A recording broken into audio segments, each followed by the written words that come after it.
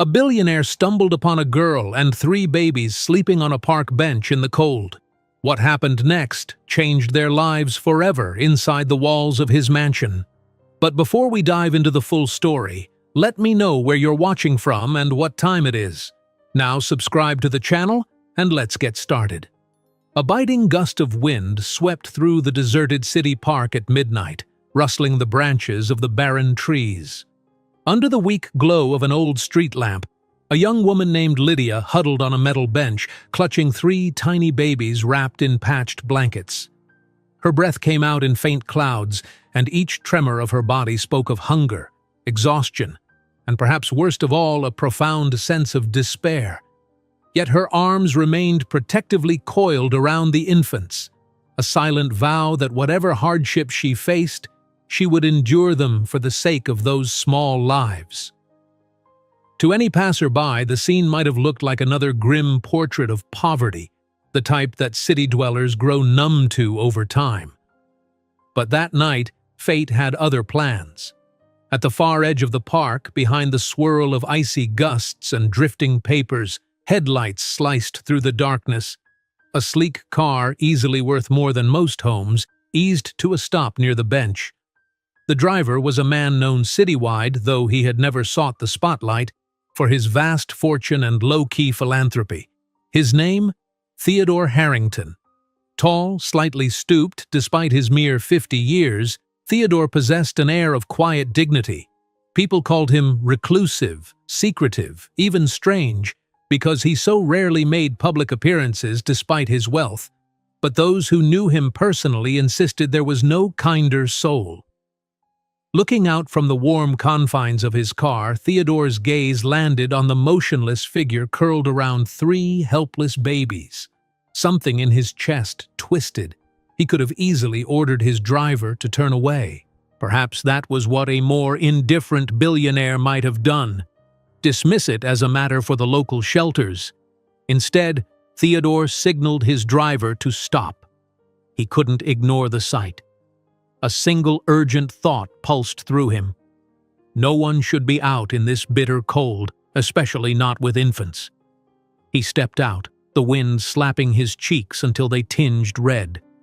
Lydia lifted her head, startled to see a tall man in a tailored coat approach.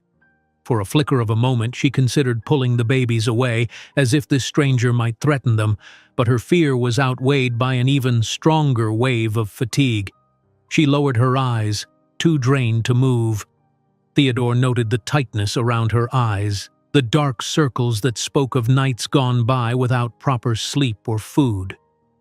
Then his gaze fell to the bundles pressed against her chest. Tiny faces peeked from the threadbare blankets. The babies were far too quiet. Instinct told him they were probably too cold, too hungry, or too weak to even cry. He knelt beside the bench. The world around them was silent, just the hush of wind and the distant hum of city traffic. "Are you all right?" he asked softly.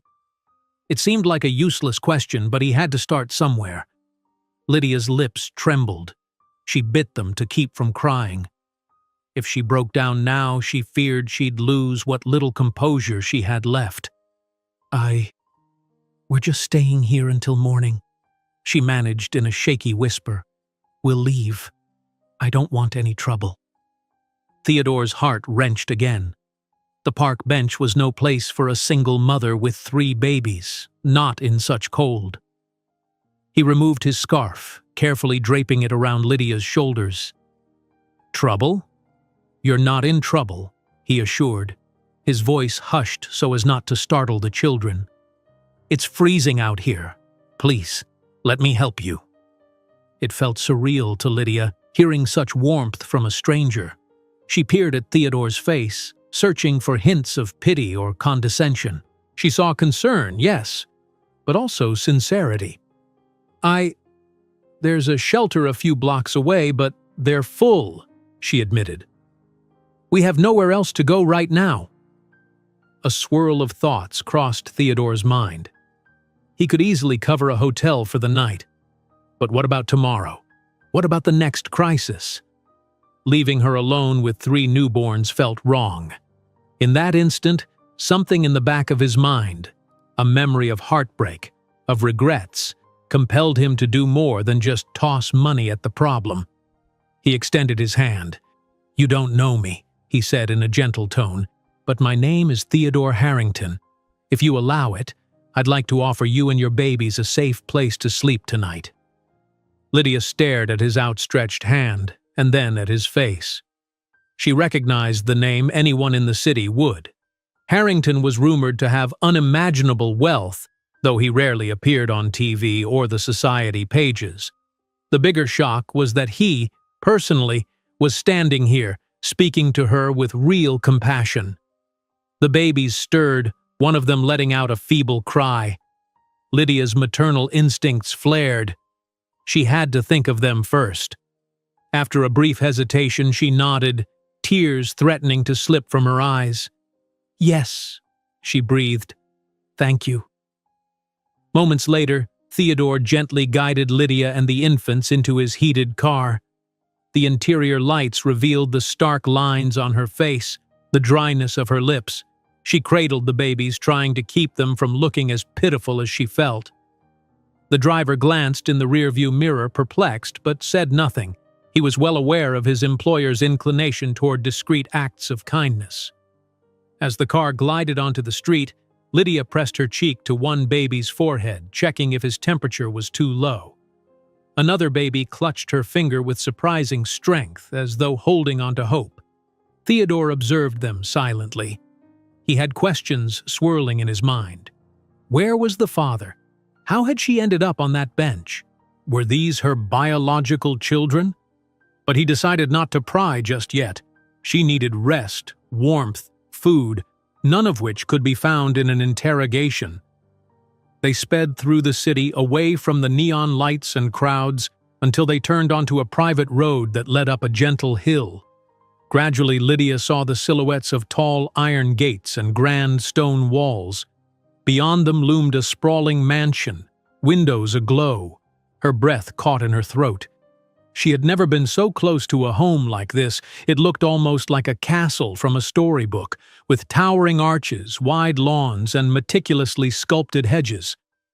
The car stopped in front of the marble steps. Staff members, roused from their usual tasks, rushed outside to greet their employer.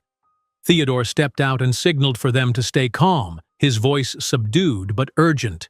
"We have guests. Please prepare a guest room with extra warmth. We'll need clothes, blankets, and something to eat." The staff exchanged uncertain looks.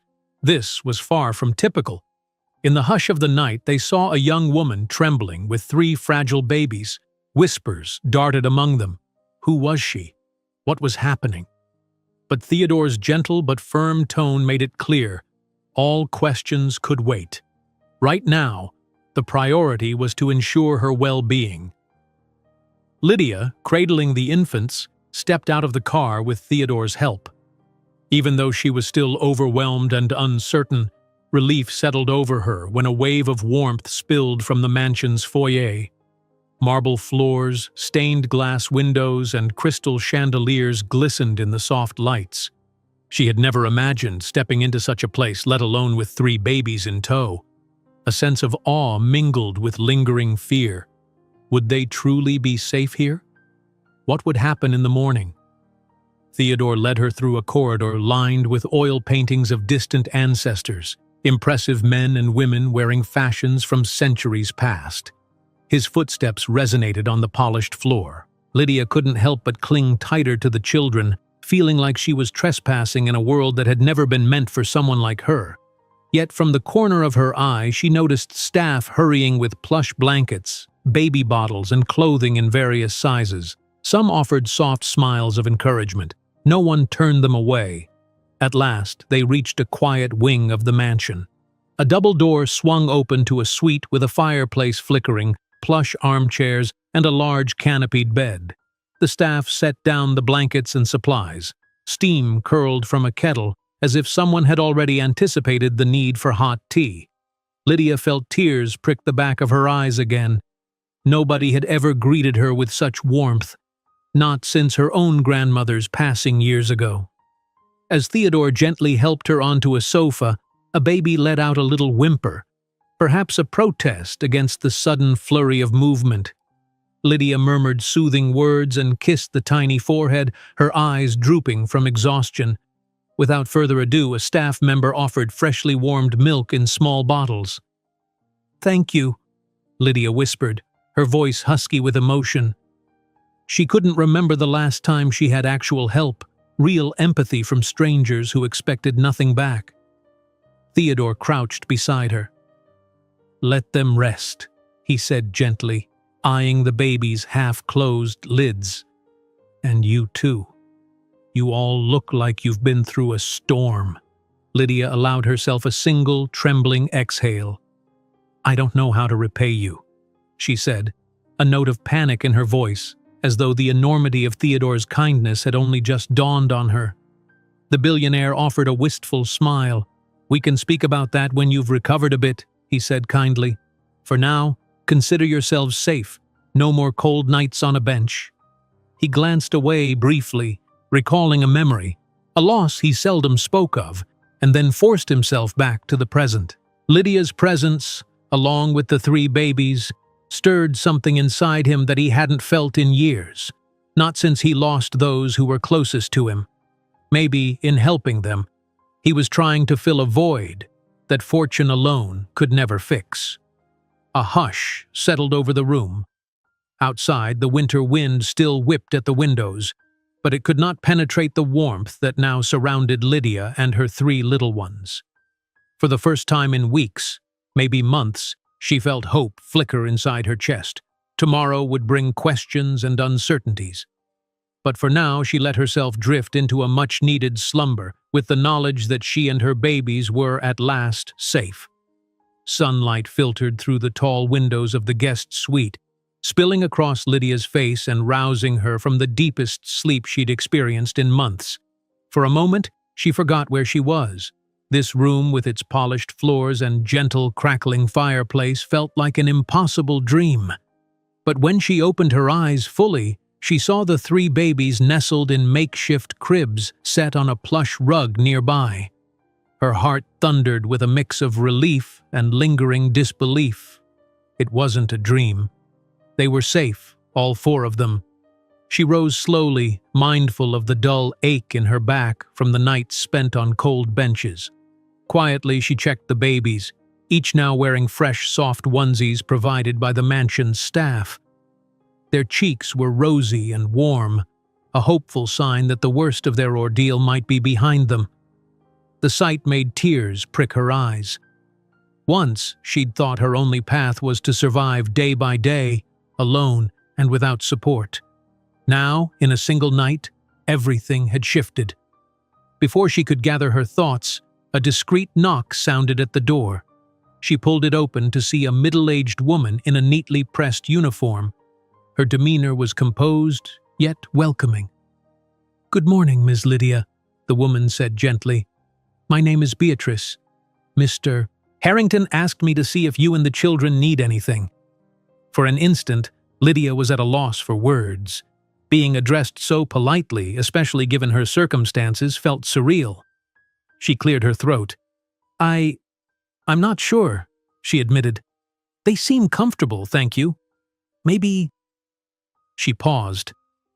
"Maybe some formula, if that's okay?" "Of course," Beatrice replied.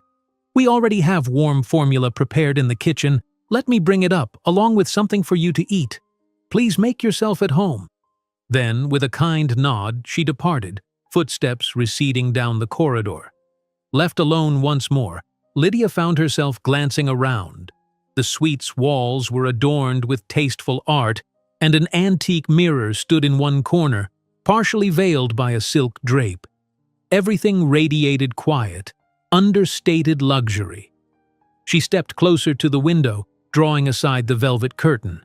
Below, a vast garden sprawled out, dotted with trimmed hedges and statues, each glittering under the morning sun. Beyond the garden's perimeter, the tall iron gates appeared distant and foreboding, reminding her she stood in a realm entirely unlike the one she'd known. If not for the fact that she had nowhere else to go, Lydia might have worried about imposing too heavily on this billionaire's generosity, but her priority was simple. The babies needed warmth, clothes, and nourishment. In the past weeks, she had gone without meals just to afford formula, and even so, it had never been enough.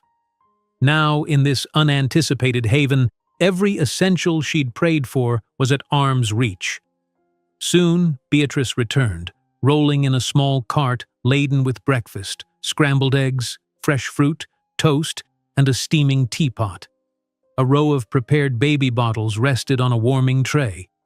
The aroma was enough to make Lydia's stomach clench, a reminder that she hadn't truly eaten since yesterday afternoon. She wanted to say thank you again, but the words felt inadequate. Instead, she blinked quickly to chase away the tears as Beatrice helped her arrange the babies. Each infant, sensing the promise of a meal, woke in a chorus of soft whimpers. Lydia offered them bottles, feeling relief wash over her as they latched on eagerly. Beatrice set a folded sweater on the nearby chair. "That was mine once, but I think it'll fit you nicely," she said, her voice gentle. "Mr. Harrington asked me to ensure you're comfortable in every way." With a motherly pat on Lydia's shoulder, she added, "Please eat. You look like you could use a proper meal." As soon as the babies were settled, Lydia did just that, swallowing back tears of gratitude along with each bite. The scramble of eggs tasted like a feast, the tea warm enough to banish the chill that had lodged itself in her bones. Throughout every mouthful, her mind reeled with questions. How had she landed in the care of a billionaire? What was Theodore Harrington's motive in all this? Before she finished the last sip of tea, another knock came. She glanced up to see Theodore himself standing in the doorframe, a slight, polite smile on his face. Dressed in a simple navy sweater and slacks, he looked strikingly normal for a man rumored to wield immense wealth. Yet there was something about him, his posture, the soft tenor of his voice, that exuded calm confidence. "May I come in?" he asked, dipping his head in greeting. Lydia nodded, embarrassed by the plate of half-eaten breakfast in her lap. She hurried to stand, but he gently motioned for her to remain seated. "I'm glad to see you're taking care of yourself," he said, noticing the tray of food. "Thank you," Lydia managed, setting the plate aside. "I'm sorry it all happened so fast. I don't even know how to properly express—" Theodore raised a hand, stopping her gently. "Please don't apologize," he said. "I'm just relieved to see you looking better today." His gaze then fell on the babies, who dozed contentedly in their cozy new outfits. A hint of relief gleamed in his eyes. "They seem more comfortable too." Lydia cradled one of the babies against her shoulder, letting out a shaky breath. "I can't tell you what it means, this kindness. I swear I had no idea where to turn. We were at the shelter last week, but they were at capacity. It's just—" Her voice broke, trailing into an exhausted sigh. There was a moment of shared silence. Theodore's expression flickered, as if old memories tugged at him. "The world can be terribly unkind sometimes," he said at last, "but you won't face that alone now. Not while you're here." A swirl of emotions rushed through Lydia. She wanted to trust this promise, but she'd been let down so many times. She shifted, forcing herself to meet his gaze. "I appreciate your help, truly. But I don't have money or a job. I don't want to be a burden." "You're not a burden," Theodore said, his tone steady. "Let's just say, I've known what it's like to lose people you love. If I can spare even one family from unnecessary pain, I'll do it. Money means little if you can't use it for good." His frankness caught Lydia off guard. She'd half expected him to speak in lofty phrases or polite half-truths. Instead, she sensed the weight behind his words, a solemn vow shaped by experiences he didn't yet share. She opened her mouth to reply, but the baby's quiet fussing interrupted. She rocked the little one gently, smiling softly when the infant settled again. Theodore cleared his throat, as if recalling another matter. "I wanted to let you know. There's a nurse on staff. Her name is Rosalind. who can help you if you have questions about feeding or their health. She's a retired pediatric nurse but still more than capable. I've asked her to look in on you later, only if you're comfortable with that." Lydia's eyes lit up. "Truly? That would be such a blessing. I've been worried. They were born premature." She swallowed, recalling the anxious nights she'd spent just praying the babies would stay strong. "They're not under a doctor's regular supervision." "No need to worry," Theodore said gently. "From now on, you and the babies will have access to proper care. If you'd like, I can also arrange for a pediatrician to visit." The gravity of the offer floored her. For so long, every day had been a frantic scramble for mere survival. Now, she was being told that not only did she have shelter, but real medical help would be provided, no strings attached. "Thank you," she whispered, voice thick with emotion. "There's something else," Theodore went on, tucking his hands into his pockets. I imagine you still have possessions or items somewhere in the city. If you need help retrieving anything, please let me know." An uncomfortable flicker crossed Lydia's face. She had almost nothing left. No stable apartment, no safe place. Her possessions boiled down to a few changes of clothes and some battered photographs. "It's mostly gone," she admitted. "When I lost my last job, I fell behind on rent. They evicted me. I tried to keep up with the bills for the babies.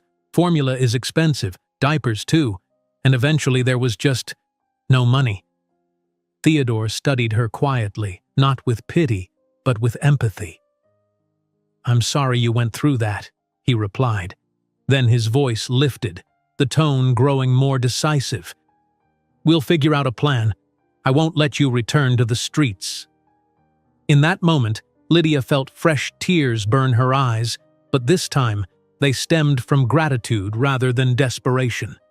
The contrast between her life a mere day ago, shivering on a park bench, and her life now felt unreal. She cleared her throat. "You mentioned last night that maybe once I felt better we'd discuss how I can repay you. Is there something specific you want me to do? Like housekeeping or—" Theodore's lips curved in a small, sad smile. "We'll discuss. For now, focus on yourself and the babies. If you insist on helping, I can always use an extra hand with charitable projects I'm involved in." He hesitated as though wrestling with a memory. "But truly, Lydia, I haven't done this because I expect anything back. Let me be clear on that." Despite his reassurance, Lydia's mind spun with possibilities. What if she could find a job, or somehow earn a living without leaving the mansion? She swallowed, realizing it was too soon to start planning. First, the babies had to grow stronger, and she needed to recuperate from her own exhaustion. Just then, Beatrice knocked again, peeking her head inside. "Mr. Harrington, sorry to interrupt. There's a phone call for you. Your associate says it's urgent." Theodore straightened, casting Lydia an apologetic glance. "Please, rest. We'll talk more soon." He offered her one last nod and strode out, leaving Lydia alone with the babies again. Left in the hush of the suite, Lydia exhaled. The air felt lighter now, but also tinged with anticipation. Who was Theodore Harrington really? Why had he chosen to help her on such a large scale? And what was this urgent call that pulled him away? She peered around at the comforting glow of the room, the fireplace crackling, the warm palette of the furnishings, and realized she was beginning to feel safe. Yet a question loomed.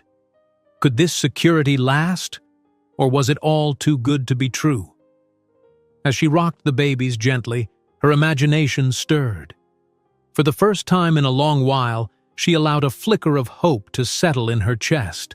They had a roof overhead, nourishing food, and the promise of medical care. Maybe, just maybe, they'd finally found someone who wouldn't abandon them. Outside the window, the morning sun continued to rise, casting the mansion's grounds in a honey-colored light. And in the corridor, Theodore walked briskly to answer the phone, oblivious to how Lydia's life, and his own, were about to entwine in ways neither could predict. In the grand tapestry of fate, this single act of compassion would weave a future no one could have foreseen.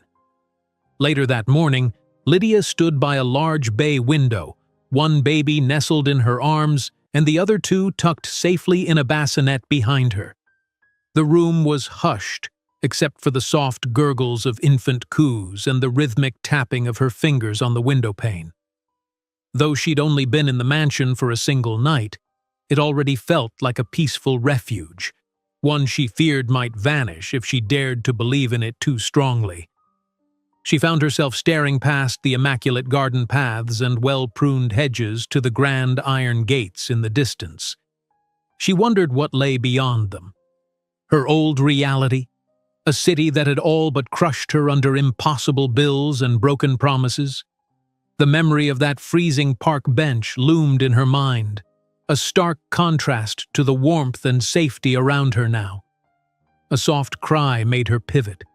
One of the babies stirred, arms flailing in that newborn way that announces hunger. Lydia moved swiftly, retrieving a bottle from the small warming station set up near the bed. As she fed the infant, she swayed gently, each motion a natural dance of maternal care. In spite of her fatigue, the corners of her mouth lifted in a tender smile. It felt surreal to be feeding her children without the gnawing terror of running out of formula or sleeping on concrete. Midway through the feeding, there came a gentle knock at the door. A woman with silvering hair stepped inside. She wore a crisp blouse and a warm expression. "Hello, my dear. I'm Rosalind, the retired pediatric nurse Mr. Harrington mentioned," she said in a friendly, melodic tone. "May I come closer?" "Of course," Lydia replied, adjusting the baby in her arms. "I really appreciate you stopping by." Rosalind approached with a measured grace that hinted at her years of experience. She peered at the infant with a gentle smile, then glanced at the other two, who were drowsily dozing in their bassinet. "Such precious little ones," she murmured. "How are they eating? Any concerns so far?" Shifting the baby slightly, Lydia explained, "They were born premature, just a few weeks early, but it was enough to complicate things. We've been in and out of shelters. I've done my best, but I haven't had a real checkup for them in a while." Rosalind's expression softened in understanding. "You've done remarkably well, especially under those circumstances," she said. "Would you mind if I give them a quick once-over? Listen to their hearts and lungs, that sort of thing." A ripple of relief passed through Lydia. "I'd be grateful," she said, handing over the baby carefully. She'd longed for a professional's reassurance. So many nights she'd worried about coughs, or the color of their skin, or whether they were gaining enough weight. One by one, Rosalind took each infant, checking pulses, pressing an ear to tiny chests with a stethoscope, and testing reflexes.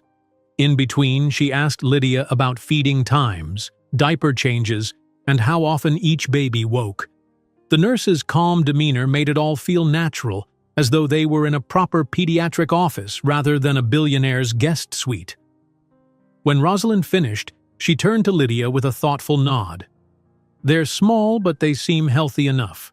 A few mild signs of undernourishment, understandable given your situation, but nothing we can't remedy with consistent feeding and a clean environment. You've done beautifully caring for them on your own." Lydia's shoulders sagged, relief and gratitude mixing in her eyes. "Thank you. That means a lot to me." Rosalind laid a reassuring hand on Lydia's arm. "Now that you're here, we'll ensure they catch up and thrive. Mr. Harrington has already arranged for a pediatrician to come by tomorrow. I'll coordinate with him. Is there anything else you need?" The question made Lydia pause. She sensed it was more than just a polite offer. Rosalind, like everyone else in the mansion, seemed genuinely invested in easing her burdens. I think I'm just grateful for everything so far," Lydia answered, voice trembling with emotion she tried to keep at bay. "I've been carrying a lot of worry for so long, it's hard to let it go." Rosalind smiled gently. "Take your time. Rest is as important for you as it is for them. If you need me, just ask for Nurse Rosaline. I'm staying in the guest quarters near the west corridor." With that, she gathered her things, gave one last admiring look at the babies, and quietly left. Alone again, Lydia stared at the closed door, overwhelmed by a sense of relief. For so long she had managed alone, surviving in constant dread. Where would they sleep? How could she afford formula? Would her babies get sick from the cold? Now, each of those nightmares seemed to find an answer within the walls of this mansion. Yet she also felt a glimmer of guilt. While she and her babies found refuge here, she knew countless others were still out there, exposed to the same harsh streets she had escaped. Why was she the lucky one? Why had Theodore Harrington chosen to stop at that bench? She sighed and refocused on the present, determined to be strong for her children. The hush of the suite was broken by a sudden swirl of footsteps in the hallway. Before Lydia could investigate, she heard the low murmur of voices, and among them, Theodore's distinct, calm tenor. She set the baby she was holding down gently, double-checking they were secure, then cracked the door open. In the corridor, Theodore stood with Beatrice and another staff member, a pair of cell phones in his hand. His expression was controlled, but worry flickered across his features. He seemed to be juggling two urgent matters at once. "No, I can't just ignore it," Lydia heard him say into the phone. "Schedule the meeting with the board tomorrow morning. And yes, confirm the donation to the hospital. Tell them it's non-negotiable." He hung up, only to be handed the second phone. "Yes, Ms. Fletcher. I'm aware there's a crisis with the property management. I'll come down to the office soon," he continued, rubbing his forehead. Lydia hesitated, feeling as though she were intruding on business far beyond her realm, yet part of her wanted to thank him again for all he was doing. She lingered. The door opened just enough to see him finish the call. When he turned, she offered a small smile. "Ms. Lydia, everything all right?" he asked, stepping closer. The lines of tension in his face eased slightly at the sight of her. She nodded, half apologetic. "I heard voices. Didn't mean to pry, I just wanted to say the nurse came by and the babies are good. Thank you." His gaze softened. "I'm glad to hear it," he replied, passing the phones back to Beatrice. "Sorry about the commotion. It's been a hectic morning." He gestured for her to step into the corridor, so she slipped out, gently closing the door behind her to keep the babies undisturbed. The mansion's wide hallway smelled faintly of fresh flowers, courtesy of the arrangement set on a console table nearby. "You have a lot going on," Lydia observed, noticing the stack of documents in one of the staff members' arms. Theodore exhaled. "Running multiple businesses can be taxing, especially with some upcoming charity galas and investment issues. But it's nothing you should worry about. You and the children come first right now." Lydia lowered her gaze, both touched and uneasy. "I just hope I'm not distracting you from important duties." He shook his head. "Trust me, nothing is more important than making sure you're settled. Business crises pop up all the time, but a human life, especially those 3 new lives, matters far more." She was about to respond when a staff member reappeared, brandishing a tablet. "Sir, the architects are on the line about the youth center project. They need your final approval for the design modifications." Without missing a beat, Theodore took the tablet, tapped a few notes, and passed it back. Then he turned to Lydia again. "I'm sorry, it's non-stop around here." She offered a timid smile. "You're busier than I ever imagined. But I appreciate everything you're doing for us." He glanced around, eyeing a more private spot away from passing staff. Spotting a small alcove, he guided her there, where a tall portrait of an ancestor in regal attire loomed overhead. "I do want to talk," he said gently, "about how best to help you move forward. We can't keep you confined to a guest suite forever, unless of course you want to stay for a while. I'd understand if you do." Lydia fidgeted. guess a part of me is scared to leave, but I also know I need a plan. I don't want to rely on you forever. You've done so much already." For a moment, Theodore's gaze drifted to the portrait above, as though it helped him gather his thoughts. "I have resources, businesses, philanthropic ties. Perhaps I can help you find safe housing, or even a job that suits your skills once the babies are a bit older." Her shoulders loosened, relief shining in her eyes. That would be more than I ever dreamed of," she murmured. I was a clerk at a small grocery chain before they downsized. I've done a bit of everything but never had a stable career." His nod was thoughtful. "There's no rush. In the meantime, you're welcome here. I promise you won't be cast out the moment you start to stand on your own." She inhaled a shaky breath, absorbing the sincerity in his words. "Thank you," she repeated softly, realizing that her gratitude hardly conveyed the magnitude of what he offered. A faint chime echoed from somewhere deeper in the mansion, likely another phone call or staff request. Theodore closed his eyes briefly, steeling himself. "I need to handle something urgent," he said, "but we'll continue this conversation soon. Please, rest, eat well, and be at ease here. If you need anything, talk to Beatrice or Nurse Rosalind." Lydia felt tears threaten again, but she managed to swallow them back. "Yes, okay," she whispered, bracing her voice to keep it from trembling. He touched her arm lightly, a moment of unspoken solidarity. Then, before he hurried off to tend to his obligations, he added, "And Lydia, don't forget, you're safe now." She watched him walk away, disappearing into a corridor that led to the mansion's primary offices. The swirl of responsibilities and staff, the urgent calls, the philanthropic projects. This was his everyday life, a life that for some reason had enough room and compassion to embrace a frightened mother and her 3 premature babies. In the following silence, Lydia glanced back at the door of her suite. Inside were the infants, free from the cold, fed, and, God willing, on the path to better health. She felt a mix of hope and trepidation. Yes, she was safe, but her future still lay in uncharted territory. Would Theodore's generosity hold firm as weeks turned to months? Could she eventually stand on her own 2 feet again? Yet she sensed something shifting in her heart, a soft stirring of possibility she hadn't felt in ages. She let herself inhale the scented air of the mansion, so different from the stale exhaust of the streets.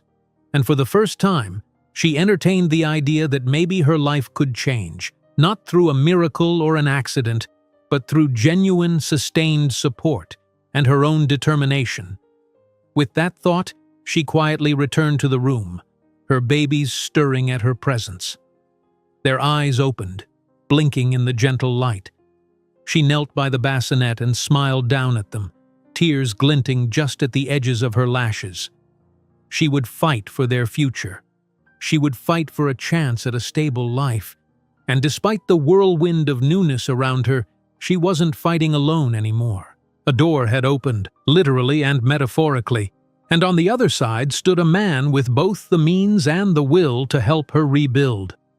In the hush of the suite, Lydia vowed silently that she would not waste this opportunity. Whatever adversity lay ahead, she and her babies were no longer powerless. They had found, within these opulent walls, not just shelter, but the beginnings of hope. The following afternoon, Lydia found herself standing in one of the mansion's smaller lounges, trying to steady her nerves. She cradled one of the babies while awaiting the arrival of the pediatrician. Through the lounge's tall windows, the pale winter light cast elongated shadows on the polished floor. Despite having slept in a warm bed with the infants near her, she'd tossed and turned, haunted by lingering doubts about her sudden good fortune. She reminded herself that this checkup was a chance to ensure the babies were healthy, something she'd prayed for endlessly back when they slept under overpasses or in overcrowded shelters. Still, a small knot of anxiety tightened in her stomach. What if the doctor discovered something dire? She braced herself, determined to face whatever news came. The lounge door swung open gently, and Nurse Rosalind peered inside, smiling. "Dr. Sutton is here, dear. Ready?" Lydia exhaled. "As ready as I can be," she answered softly, adjusting her hold on the baby. Together, they walked down a wide corridor where staff had set up a temporary medical station, basically a small table with instruments and a cozy spot for the babies to lie down. Standing there was Dr. Sutton, a kindly woman in her mid-40s who wore a neat ponytail and carried herself with a brisk, reassuring confidence. "Hello, Lydia," she said, extending a hand. "I've been briefed a bit by Nurse Rosalind. Let's take a thorough look at these little ones, shall we?" Lydia offered a small, grateful smile. "Thank you for coming all the way here." Dr. Sutton waved off the gratitude. Mr. Harrington's call had a certain urgency in his voice. "Told me we had 3 special patients who've had a rough start." Hearing that, Lydia felt her heart clench with emotion. The mere idea that Theodore had conveyed their situation so earnestly melted her defenses. She carefully placed the baby she held onto the soft surface arranged for the examination, then retrieved the other 2 who were dozing peacefully in a nearby bassinet. Over the next hour, Dr. Sutton examined each infant meticulously, checking weight, height, reflexes, and feeding responses. She asked Lydia questions about their birth, the circumstances of the early weeks, and any health scares. Lydia did her best to detail each moment of crisis on the streets, each scare she'd faced when a child wheezed or felt too hot. Despite her nerves, Lydia observed how Dr. Sutton handled the babies with tenderness and competence. The lounge's quiet hush only broke when one baby let out a tiny wail at the coldness of the stethoscope, or when Rosalind jotted down notes. Lydia stood close by, arms wrapped around herself, resisting the urge to hover. Finally, Dr. Sutton set aside her instruments. "Well," she began, smoothing a hand over the baby's soft head. "All 3 are underweight and behind on a few developmental milestones, which isn't surprising given the circumstances, but I see no sign of permanent damage or severe complications. With consistent feeding, proper rest, and regular checkups, I expect them to catch up just fine." Lydia's knees nearly gave way with relief. She sank into the chair Rosalind offered, tears pricking her eyes. "Thank you," she managed, voice trembling. "I've been so scared. I thought something might be terribly wrong." The doctor gave a reassuring smile. "You did the best anyone could, especially out there in the cold. Now, in this environment, they should flourish. I'll leave detailed feeding instructions, vitamin supplements, and we'll schedule follow-up visits." A wave of pure gratitude washed over Lydia. She nodded vigorously. "Yes, absolutely. Whatever they need." Dr. Sutton offered a final pat on Lydia's shoulder. "They're lucky to have you and to have landed here. Mr. Harrington has arranged for everything, medicine, supplies, a nurse on standby. With that kind of support, we can ensure these little ones grow strong." She paused, her eyes flickering with gentle curiosity. "I understand this might feel overwhelming, but please know you're not alone." Lydia swallowed, her throat tight. For so long, she had carried the crushing weight of responsibility alone. No partner, no extended family able or willing to help. Now, hearing the doctor calmly affirm that she had allies lifted a burden she'd nearly gotten used to. "Thank you," she repeated, wiping the moisture from her lashes. With the examination complete, Dr. Sutton handed Lydia a neat list of suggestions. Feeding schedules, recommended formula amounts, signs to watch for, and so forth. Lydia clutched the paper like a life raft, determined to memorize every line. As the doctor departed, she brushed past Theodore, who was quietly entering the corridor. Lydia hadn't even heard his approach. He wore a subdued smile and gently placed a hand on Dr. Sutton's arm in thanks for her visit. After a brief exchange, the pediatrician left, leaving Lydia and Theodore standing alone amid the remnants of the makeshift medical station. "Everything okay?" Theodore asked, an uncharacteristic note of apprehension in his voice. Lydia nodded, letting out a breath that contained both relief and lingering tears. "They're underweight, But Dr. Sutton thinks they'll be fine, she said. It's more than I dared hope. His shoulders eased and a quiet smile touched his lips. That's wonderful news. He swept his gaze over the babies, who were now swaddled in fresh blankets. You've done an amazing job, Lydia. Feeling her cheeks warm, she deflected. If it weren't for you, we'd still be on that bench. He shook his head. I only offered a lift. You're the one who's kept them alive. A hush settled between them. Outside, a gust of wind rattled the window pane, reminding them of the chill that persisted beyond the mansion walls. Lydia clasped her hands, searching for a shift in subject. Doctor, Sutton mentioned the medical supplies are taken care of. I can't keep letting you buy everything, she said softly. I appreciate it. I just don't want to feel like I'm freeloading. You're not, he responded gently. I promise the cost is a small matter.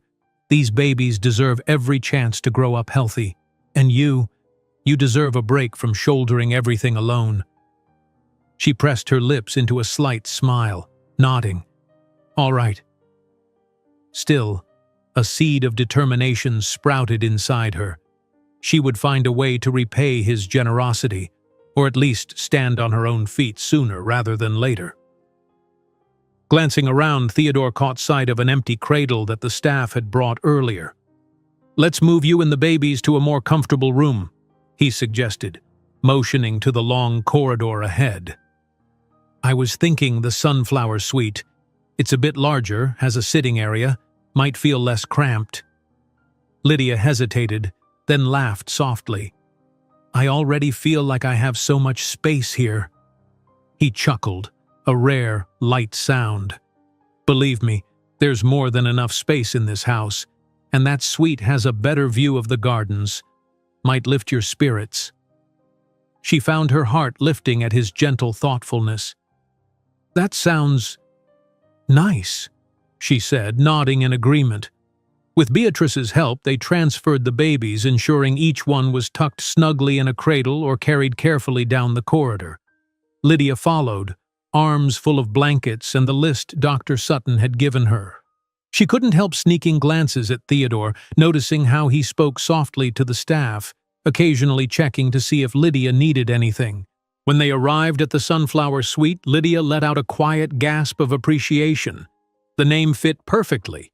Bright walls painted a pale yellow, flower-themed artwork on the walls, and wide windows that overlooked the central fountain and a series of hedges shaped into graceful arcs. The midday sun streamed in, illuminating dust motes and bathing the suite in a cozy glow.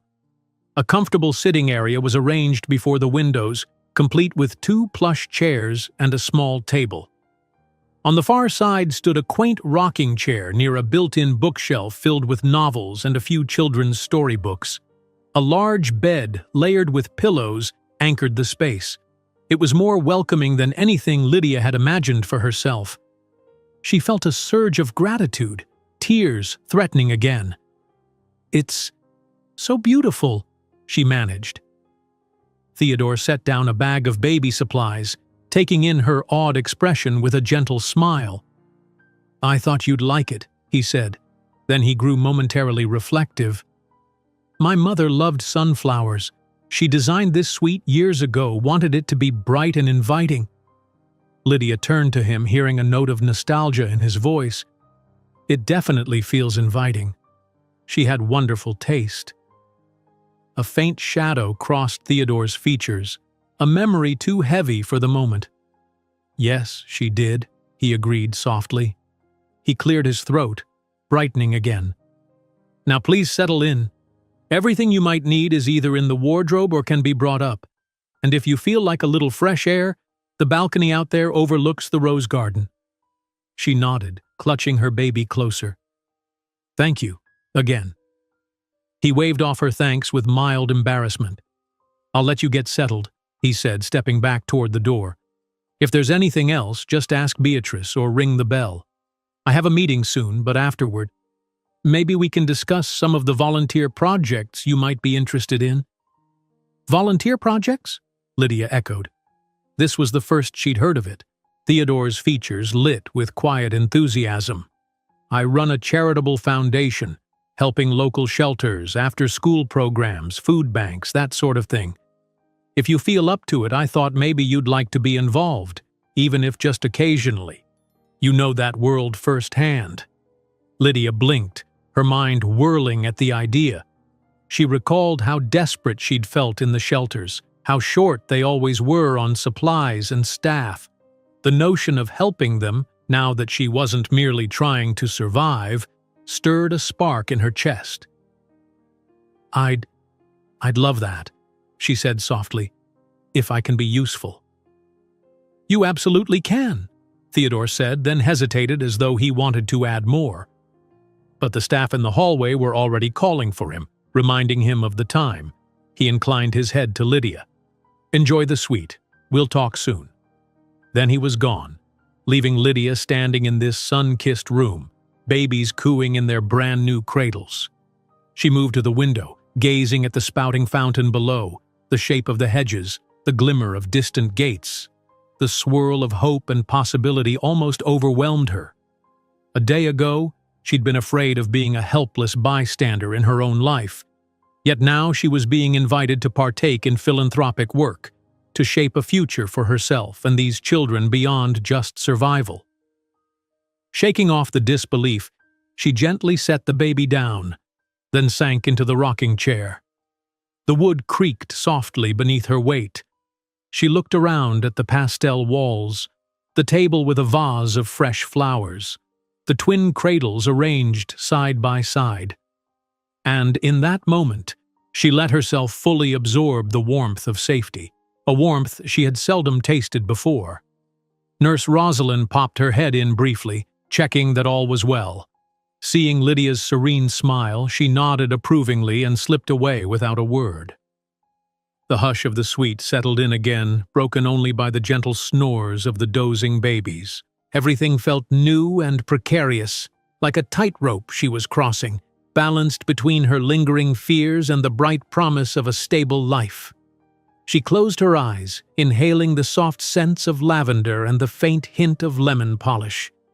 The quiet pressed in, comforting in its steadiness. At last she allowed the corners of her mouth to curve up, tears gathering not from despair but from a cautious, trembling hope. Maybe this was real. Maybe the mansion's doors would stay open, just as Theodore had promised. Maybe her children would never again know the biting cold of the streets.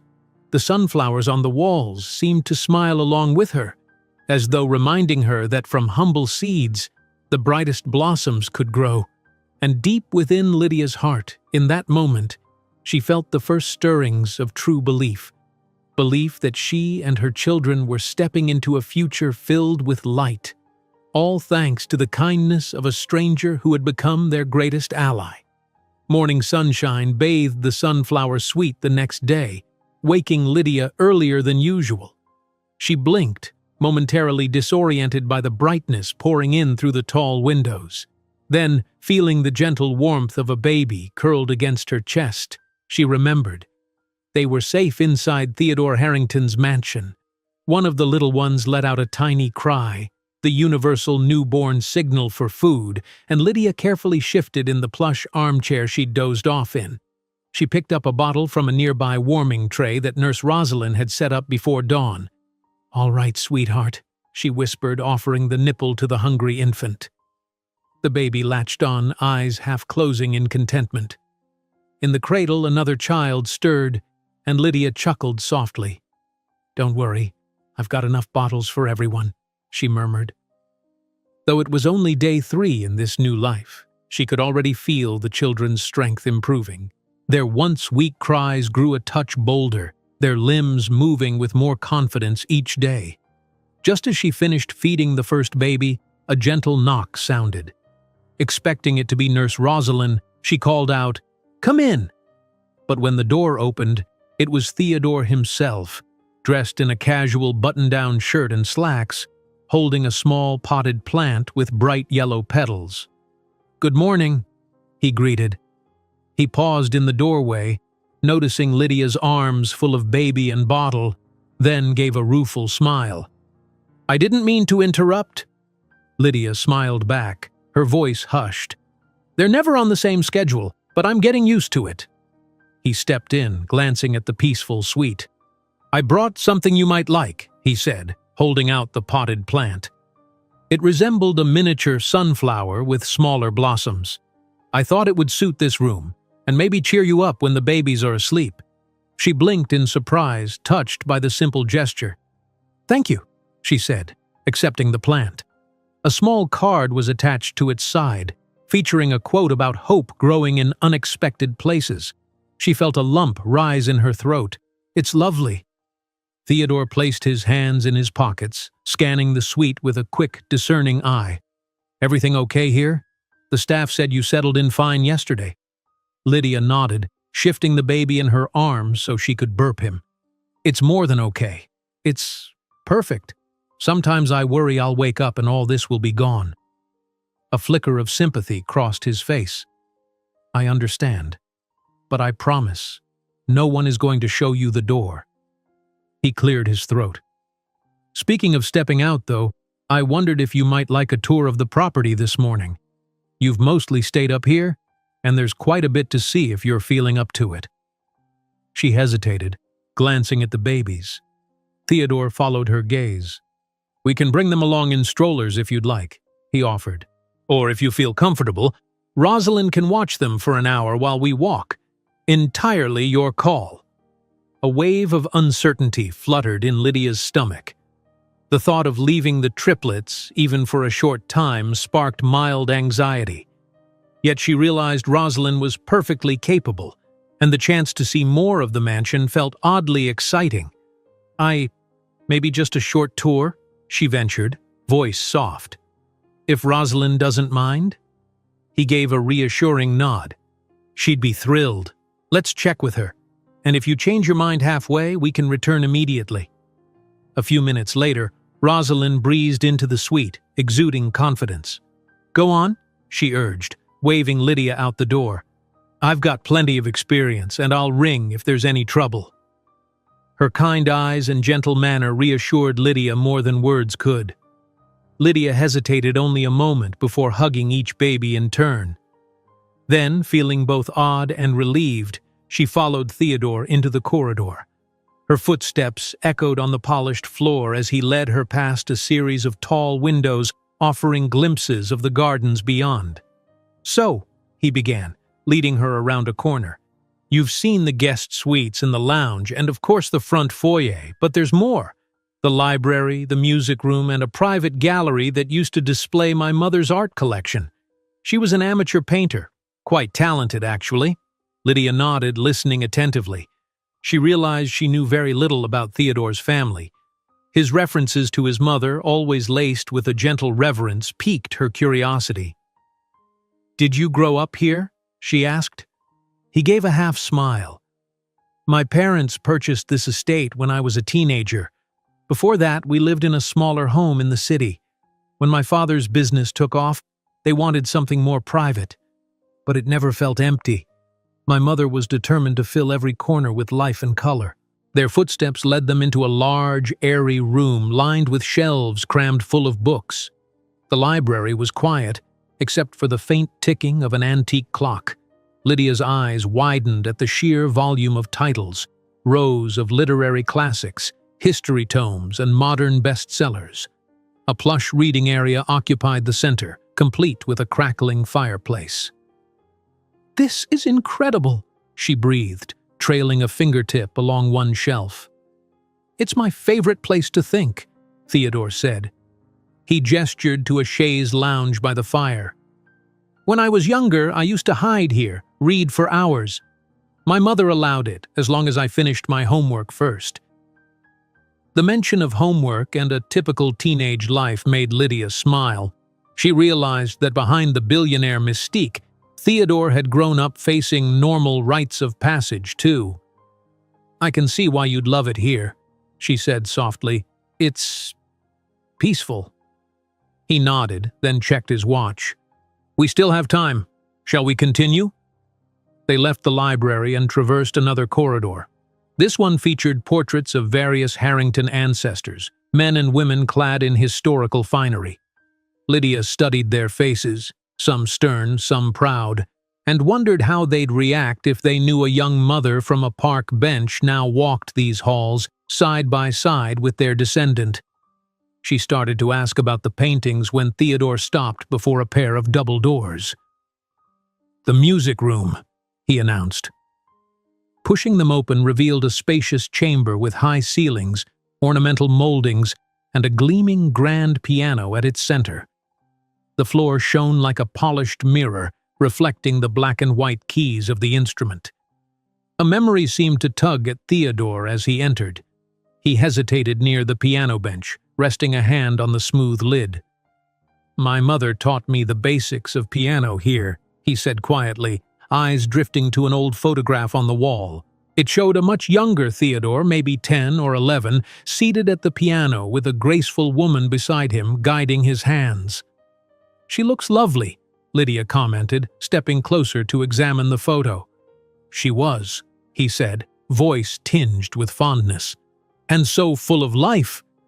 After she passed, well, I didn't really play much anymore."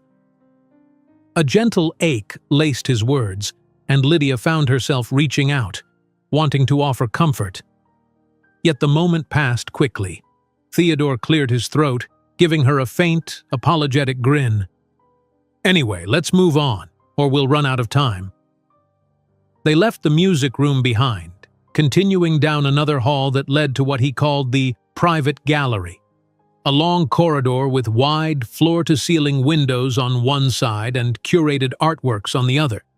Paintings in various styles graced the walls, abstract colors, delicate watercolors, realistic portraits. Some bore the signature T. Harrington. Lydia realized they were done by Theodore's mother. "This is beautiful," she whispered, pausing before a vibrant piece that depicted sunflowers in a swirling field of color. It felt like a more emotional version of the bright suite where she currently lived. She really had talent. He nodded. She believed art should bring hope. That's why she often painted flowers or children at play, joyful subjects. She wanted people to feel uplifted when they looked at her work. They walked slowly, the hush of the corridor broken only by their footsteps.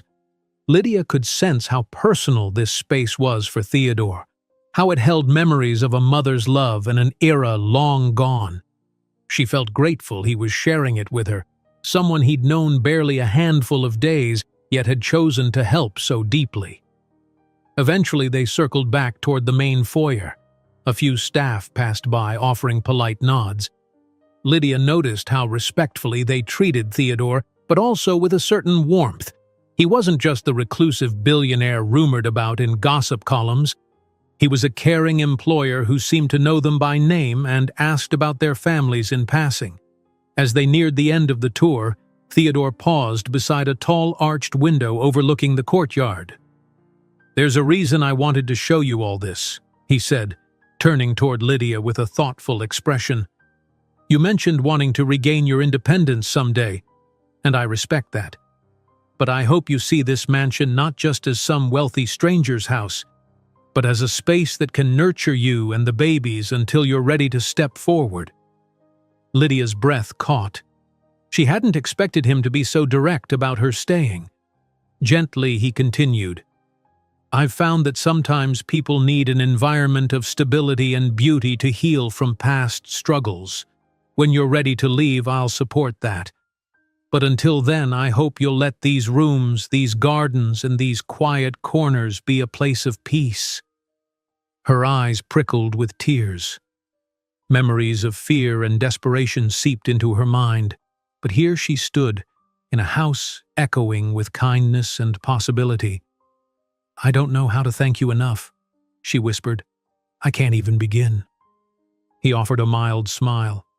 "By living well," he answered simply. "By letting yourself and your children thrive." They stood there a moment in comfortable silence, sunlight pouring through the arched window. Lydia's mind swirled with gratitude, resolve, and an unfamiliar sense of belonging. Could it be true that she and her babies were meant to grow here, at least for a little while? "Shall we check on the triplets?" he asked at last, stepping back with a trace of amusement dancing in his eyes. "I suspect Rosalind has them well in hand, but they might be missing their mom by now." Lydia let out a light laugh, realizing she did in fact miss them already. "Yes, let's go." They walked back through the corridors, side by side, the comfortable hush broken only by occasional remarks or shared smiles. Each step she took felt a little less uncertain, a bit more hopeful than before. And though life was far from perfect, there would be challenges and unknowns, they were at least stepping forward on a path lined with compassion, second chances, and maybe even the start of true healing. The week that followed felt like a blur of gentle routines and unexpected tranquility for Lydia. Each day began with an early feeding of the babies, followed by brief moments of quiet awe as she savored the warmth and safety of the mansion. It amazed her how swiftly the triplets adapted to their plush, new environment. Their once faint cries gained a healthy volume, an odd sign of progress she welcomed. Under Nurse Rosalind's guidance, they started to gain weight and showed livelier reactions to voices and light. In between tending the babies, Lydia ventured further into the estate, occasionally pausing to admire its beauty or to linger over paintings that Theodore's mother had created. Meanwhile, Theodore floated in and out of her days, juggling the mansion's affairs and his myriad business responsibilities. She never wanted to intrude on his schedule, yet he always found time to check on her and the children, often in small, thoughtful ways. One crisp morning, Lydia finished burping one of the babies and placed him in his cradle. She was just about to reach for the next hungry infant when Beatrice, the head housekeeper, appeared at the suite door with a warm smile. "Good morning, Miss Lydia," Beatrice said, her tone friendly and respectful. "Mr. Harrington asked if you might want to spend some time outdoors. The gardens are lovely this time of day, especially with the flowers still in bloom despite the cold. He also mentioned we could set up a stroller for the triplets if that interests you." Lydia blinked, surprised by the invitation. She glanced at the three tiny faces now dozing contentedly. The idea of taking them outside, even briefly, stirred both excitement and a flicker of worry. Memories of the freezing nights on the park bench still haunted her. But this was no longer the harsh street. This was a private garden, well within the sanctuary of the mansion walls. "That sounds nice," she ventured softly. "I'd like them to have fresh air. Let me just be sure they're bundled up." Beatrice nodded. "Of course. I'll have the stroller and blankets brought here shortly." Before long, Nurse Rosalind joined them, helping Lydia wrap each infant in cozy layers. Then Lydia carefully settled the babies into a triple-seat stroller that had materialized at the door.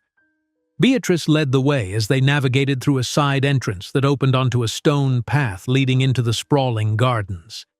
Outside, a late autumn chill lingered, but the sun cast a gentle glow across meticulously trimmed hedges.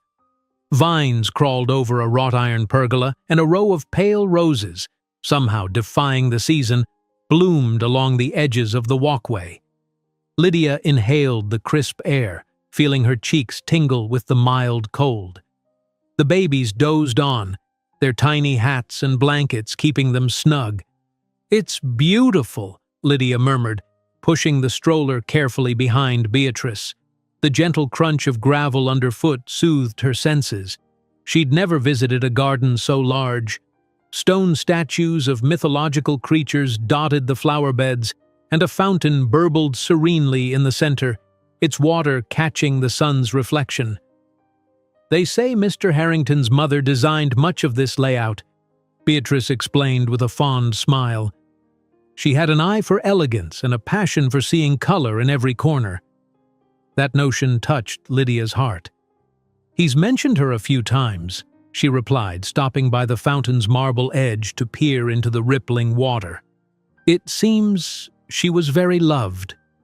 "She truly was," Beatrice confirmed softly. Then, after a slight pause, she offered Lydia an encouraging look. If you'd like, I can head back inside. I'm sure you'd enjoy some quiet time with the children out here.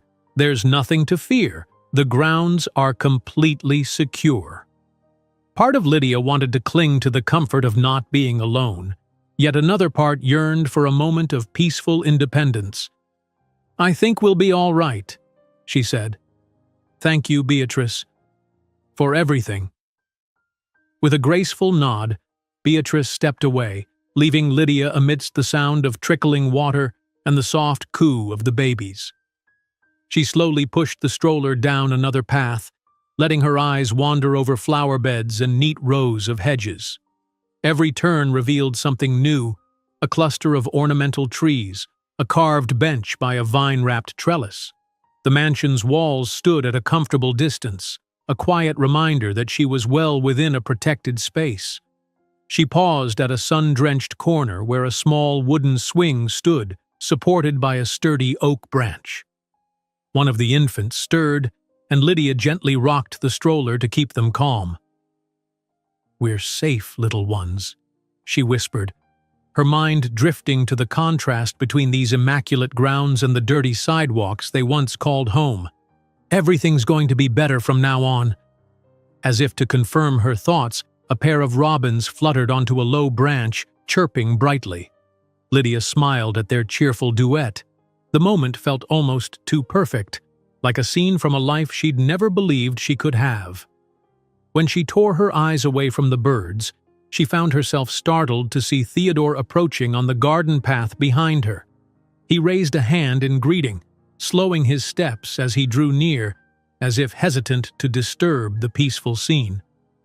"I didn't realize you'd be here," he said, an apologetic smile curving his lips. "I was just taking a quick walk between calls. Hope I'm not intruding." She shook her head, returning his smile. "Not at all. It's your garden after all." His gaze fell to the bundled-up triplets, warmth lighting his features. "They look content," he remarked, leaning slightly to peek at their tiny faces. "How are you finding the fresh air?" "It's wonderful," Lydia breathed, her voice tinged with awe. "I've never strolled anywhere like this before. It's so peaceful." Theodore pressed his hands into his pockets, considering her response. "You know," he began, his tone thoughtful, "a lot of people assume I live in isolation because I'm aloof or elitist. Truth is, I keep these grounds private because I want a place to breathe, away from the corporate hustle and big city noise." She glanced around at the rows of sculpted greenery and gravel paths. "I can see why. It feels like its own little world here." She paused, wrestling with a question that had been forming in her mind for days. "But doesn't it ever feel lonely having so much space to yourself?" A flicker of an unguarded emotion crossed his face. "Sometimes," he admitted. "When my parents were alive, the place was always full of energy. After they passed, it felt too quiet for a while." He gave a small shrug, as though brushing off heavier memories. "But I suppose I've grown used to it."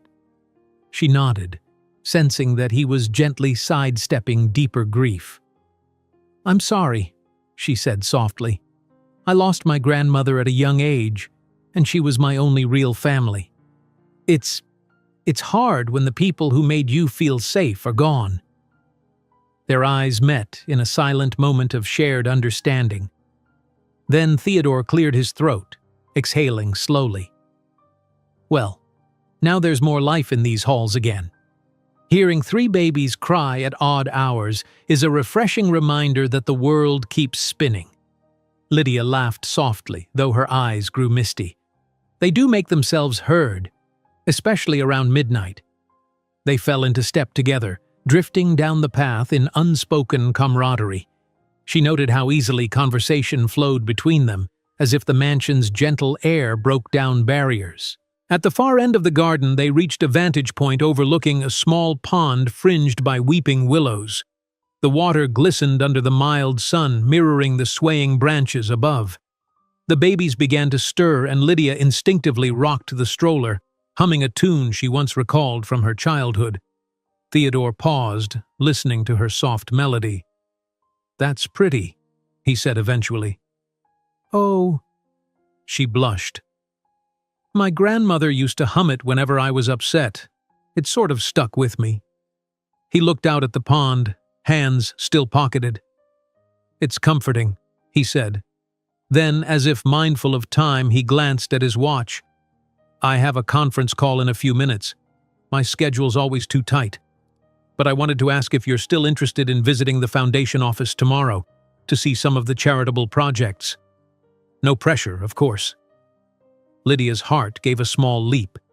She'd forgotten about his invitation to explore volunteer or foundation work. "I'd love to," she answered, nerves fluttering at the prospect. I'm not sure how it all works with the babies." He nodded in understanding. "We can arrange childcare with Rosalind for a couple of hours, or if you prefer bringing them along, that's also possible. Whatever you feel is best." She absorbed his flexibility with gratitude. "Let me talk to Rosalind, see what she suggests," she said. Then, glancing at the triplets again, she added, "I do want to get involved. Knowing what it's like to need help, it feels right to try giving back." A pleased smile touched his lips. "I think you'll find it meaningful. Most of our projects focus on housing, nutrition, and education for families in tough spots." He hesitated, then lowered his voice. "Families not unlike yours once was." His sincerity made her blink away sudden tears. "I really appreciate you letting me be part of it," she managed. "I want to do some good too." He gave a small nod, the hint of a relieved expression flickering. "Perfect. Let's plan on leaving around mid-morning tomorrow then. It won't be a long trip, just enough to show you around." With that decided, Theodore glanced once more at the peacefully stirring babies. "I'll leave you to enjoy the garden," he said, stepping away with a polite nod. "Take your time. There's a path that loops all the way back to the courtyard if you'd like a longer walk."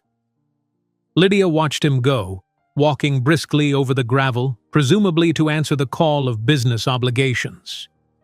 The morning light caught his silhouette, giving him a faint halo before he disappeared around the bend. Left alone, Lydia exhaled slowly, her attention returning to the drowsy infants.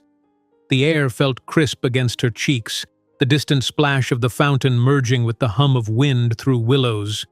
Once, being outside like this meant exposure to danger, but now, each breath of fresh air tasted like freedom. She gave the stroller a gentle nudge forward, following the meandering path around the pond.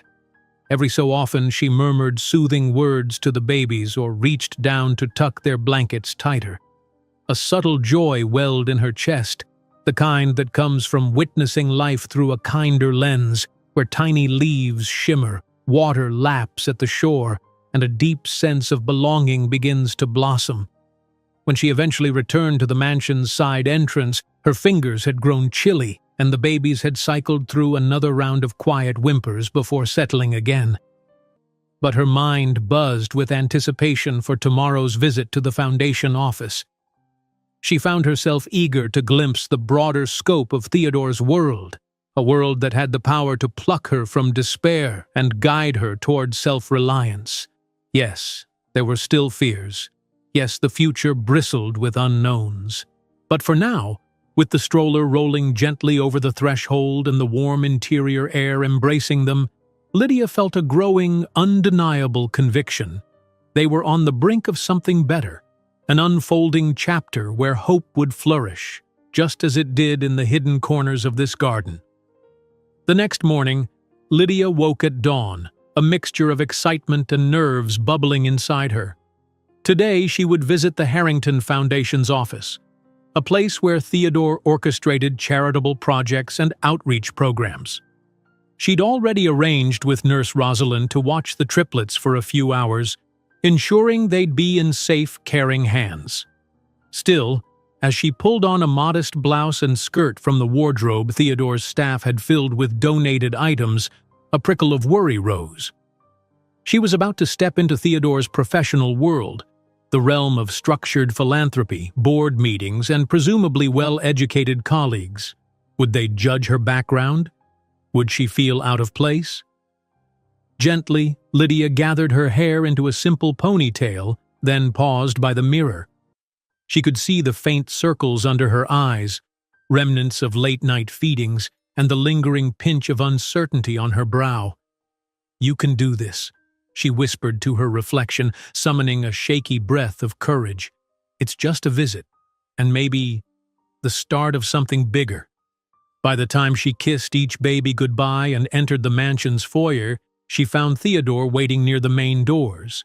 He wore a smart but understated suit, the hint of a smile on his lips as he noticed her approach. "Ready?" he asked, gesturing toward a sleek black car idling in the circular driveway outside. "As I'll ever be," Lydia replied, mustering a determined smile. She couldn't help but notice how poised Theodore appeared, like a man well accustomed to representing more than himself. A driver opened the passenger door, and Lydia slipped into the car. Theodore followed, settling comfortably beside her. As the vehicle eased away from the mansion and down the winding driveway, Lydia gazed out the window. Clouds drifted across a pale blue sky, the city's skyline visible in the distance. Each turn carried her further from the protective estate and closer to a future she was tentatively crafting. "So," Theodore began, breaking the comfortable silence, "the foundation office isn't large, but we have a dedicated team. They work on various initiatives, family shelters, nutrition programs, after-school tutoring. I thought you'd like to see what we do, and maybe we can brainstorm ways you'd feel most comfortable contributing." A flutter of both eagerness and doubt tugged at Lydia's heart. "I'd really love to help," she said, "but I don't have a fancy degree or anything like that. I'm worried I won't be useful." He shook his head gently. "You have first-hand experience, something no degree can replicate. You know what it's like to be in those shelters. Trust me, that perspective is invaluable." He paused, then added quietly, "The people we serve would appreciate someone who understands their hardships firsthand." She felt a swell of gratitude for his confidence. Perhaps her struggles could become a strength rather than a secret shame. "I hope I can make a difference," she murmured, glancing out as the car merged onto a city avenue. A short while later, they pulled up to a modest, modern building tucked between larger corporate structures. A simple sign near the entrance read, "Harrington Foundation" in clean, understated lettering. Theodore guided Lydia inside, where they passed through a bright lobby adorned with photos from various charity events. Smiling children, families in group photos, images of hope and community hung in neat frames. "Morning, Mr. Harrington," the receptionist said, standing to greet them. "Your team's assembled in the conference room." Theodore thanked her, then led Lydia through a hallway to a glass-walled room where half a dozen people sat around a table, laptops open and documents spread across the surface. They looked up as the pair entered, smiling in recognition of their boss.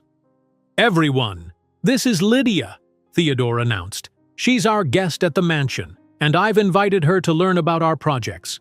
Lydia, meet part of our foundation staff, Susan, Marcus, Alicia, Leonard, and Priya." They exchanged friendly greetings, and Lydia offered a shy wave. Although her nerves fluttered, the warmth on their faces eased some of her anxiety. They seemed welcoming, not the uptight, judgmental group she'd feared. Theodore took a seat beside Lydia, and the staff resumed discussing their current agenda: a fundraising drive for a new family shelter expansion, updates on an after-school tutoring program, and progress reports on a food bank partnership. Lydia listened intently, absorbing terms like operational grants and community outreach. Occasionally, Theodore paused the conversation to clarify a concept for her or ask her input. "As someone who's spent time in shelters, Lydia," he prompted at one point, "what do you think is most urgently needed beyond basic funding? Is it more staff? Better facilities?" She blinked, cheeks heating at the sudden spotlight. After a moment's thought, she answered, "Well, from my experience, yes, funding helps pay for more beds and supplies. But staff morale is huge too." Shelters can be chaotic, and having trained, compassionate workers is everything. Sometimes it felt like the staff were overwhelmed and burned out, which trickled down to the residents. Marcus, one of the staff members, nodded vigorously. That's a valid point. We do try to provide mental health support for shelter employees, but maybe we should allocate more resources there. The team jotted notes, and Lydia felt a shaky thrill that her words carried weight in the conversation. This was a realm she'd never dreamed of influencing, discussions about shaping better living conditions for families in need. After about an hour, the meeting wrapped. People began tidying documents and closing laptops. As the staff filed out to continue their day's tasks, Susan lingered behind, introducing herself to Lydia in a warm tone. "I'd love to chat more about your experiences. Do you have time for a quick coffee in our break area?" Lydia glanced to Theodore for confirmation, but he simply gave an encouraging nod. "Of course," she said, smiling at Susan. "I'd be happy to." They found themselves in a small kitchenette, its walls decorated with motivational quotes and pictures from volunteer events. Susan handed Lydia a paper cup of steaming coffee. "We could really use insights from someone who's lived that reality," she explained. "We have data, surveys, but it's not the same as personal stories." Taking a careful sip, Lydia felt a stir of determination. "I'm grateful for the chance," she said softly. "There were nights I felt so helpless. No place to shower, no privacy, especially with newborns. If I can help change that for someone else." Susan's expression softened. "Exactly.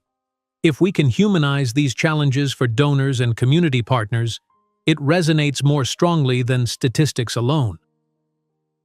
For the next quarter of an hour, Lydia and Susan talked about potential ideas, a day-in-the-life storytelling campaign, better public awareness, ways to make shelter environments feel less institutional. Susan scribbled notes, occasionally asking clarifying questions. Eventually, Theodore approached, having wrapped up a phone call. "Looks like you two are deep in conversation," he remarked, smiling. Susan beamed. "We are. Lydia's experiences are truly enlightening.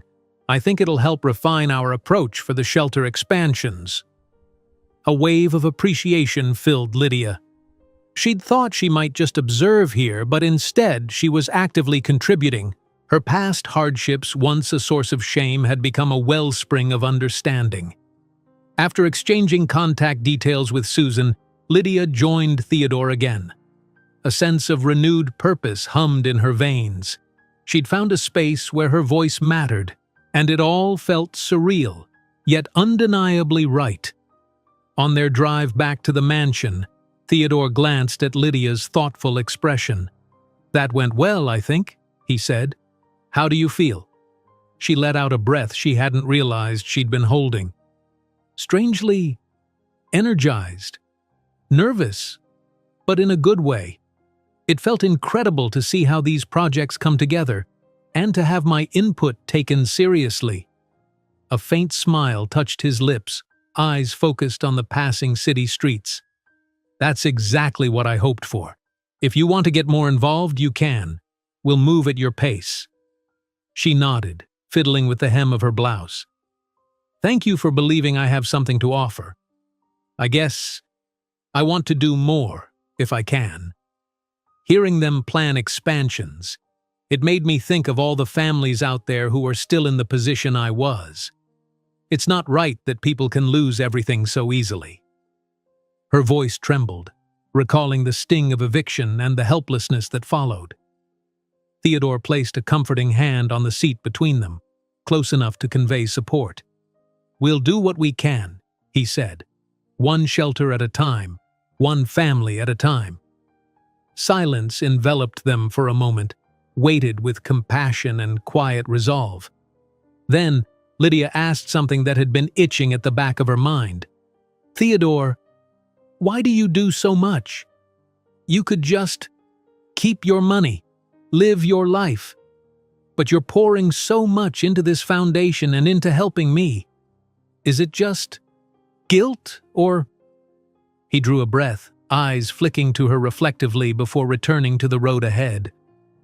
"I lost someone very dear to me," he said carefully. "My mother, yes, but also someone else I was once close to. It taught me that life is fleeting and that wealth doesn't mean peace if you don't use it to make the world kinder, helping others. It's the only way I've found to honor those who didn't get a second chance." Lydia's heart tightened. She wanted to probe more, to understand the ache beneath his words. But she sensed this was a delicate confession, so she merely squeezed his hand gently. "I'm sorry," she whispered, "and thank you for everything." He nodded, gaze steady. "We do what we can, Lydia. And sometimes, with the right people, we find purpose along the way." They spoke little during the rest of the ride, each lost in their own thoughts. When they reached the mansion's gates and the car glided to a stop in the courtyard, Lydia felt a fresh surge of eagerness to hold her babies, to whisper that a brighter tomorrow was indeed possible. Theodore helped her out, guiding her up the steps.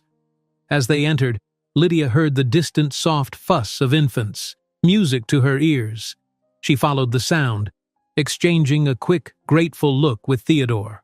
Her steps, once laden with fear, were now touched by anticipation. Inside the suite, Nurse Rosalind stood rocking one of the babies, while the other two lay happily in a bassinet.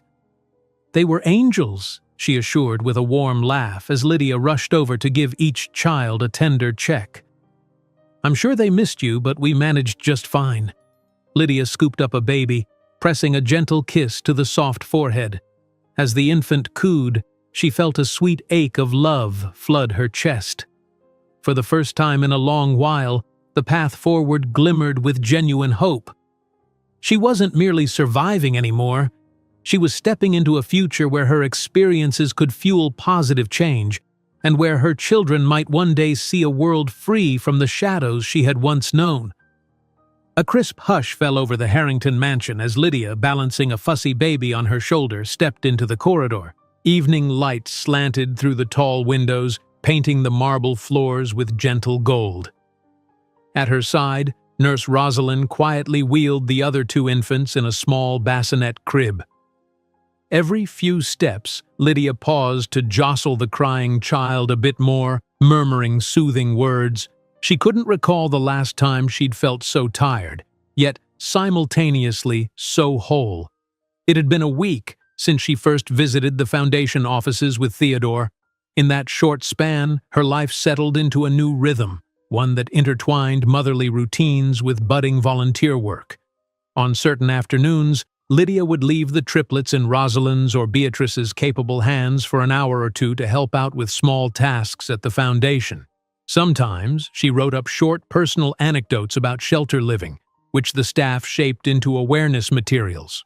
Other times, she pitched in with sorting donated items or brainstorming ways to better meet the emotional needs of families struggling like she once had. Each day, her confidence grew. Now, as Lydia neared the end of the hallway, she saw a warm glow emanating from the open door of the library, Theodore's favorite reading sanctuary. Soft piano music drifted through the space, an unassuming melody that wrapped around the hush of the mansion like a comforting shawl. She hesitated, although part of her wanted to share with Theodore an idea she'd been mulling over. She wasn't sure if this was the right moment. "Go on," Rosalind urged gently. "I'll tuck the other two in for a nap in the suite. You can bring that little one whenever you're ready." The kindly nurse's eyes sparkled with warmth, as if granting Lydia permission to have a brief moment of her own, even if it meant still holding a baby in her arms. Lydia offered a grateful smile. "Thank you," she whispered. She pressed a gentle kiss to the fussing baby's temple and slowly made her way to the library door. Inside, Theodore was seated at the grand piano, fingers dancing across the keys in a quiet, introspective tune. A single lamp cast a golden circle of light over him, illuminating the sheen of the piano's polished surface. He must have sensed her presence because the melody tapered off in a gentle decrescendo. Then he turned, eyebrows raised in faint surprise. "Lydia," he greeted, rising from the bench. "Is everything all right?" She inched into the room, the baby squirming slightly against her blouse. "I didn't mean to interrupt," she said, voice low. "I was just passing by. That was beautiful." Theodore glanced at the piano, almost shy. "I've been trying to play again sometimes. My mother's sheet music is still here, her favorites. Feels like a way to remember her." He took in the sight of the restless baby. "Who's giving you trouble tonight?" Lydia laughed softly, stepping closer. "It's your little buddy. He woke from a nap and decided the world wasn't comfy enough." Carefully, Theodore reached out, letting the baby curl a tiny hand around his finger. "Well, I can't blame him. I think life is better with a little noise anyway." The baby's cry dwindled to a whimper, as though curious about the new presence. Lydia felt a twinge of relief. "He might just need a change of scenery," she mused. "Or maybe he wants to hear more piano." A soft smile curved Theodore's lips. "I'm not sure he's a fan yet, but we can find out." He motioned to a leather armchair near the piano. "Sit, please. You look exhausted." She did as he suggested, lowering herself into the chair and adjusting the baby into a more comfortable hold. Her mind roiled with half-formed ideas, plans about the foundation, about how to help other mothers. Yet, she wasn't sure where to begin. As if sensing her internal debate, Theodore resumed his seat at the piano bench. "You look like you have something on your mind," he said, keeping his tone gentle and unassuming. Lydia exhaled. "I do, actually. The staff at the foundation, they've been wonderful letting me help out, but I keep thinking there's something more, I don't know, tangible I could do. For instance, I remember how lonely those shelter nights were. Even in a room full of people, I felt isolated." She paused, searching for the right words. "I wondered if maybe we could start some kind of mentorship or buddy system, matching new moms or homeless families with volunteers who'd check in regularly, offer emotional support, not just supplies." Theodore's face lit with quiet intrigue. "A direct community approach," he mused, fingers lightly tapping a piano key, producing a faint echo. "That's interesting. We've done pilot programs, but not exactly like that. More mentorship for teens or job-seeking workshops. But for single moms or families, maybe that's a gap we haven't filled." The baby let out a gurgle, as though trying to add to the conversation. Lydia stroked his soft hair. "I'm no expert," she added quickly, "but from what I've seen, sometimes the biggest difference is knowing someone cares. A phone call, a text, a visit. The shelters can be so short-staffed that personal connection is tough." Theodore nodded slowly, his gaze drifting to a half-finished painting that leaned against the library's far wall, a piece of his mother's artistry. "You might be onto something," he said at last. "We could incorporate it into the next expansion plan. The foundation board meets again in a couple of days. We could float the idea to them. Maybe even propose a small trial run at one of the local shelters." A spark of excitement ignited in Lydia's chest. "I'd love to help present it," she said, her voice quivering with a mix of eagerness and nerves.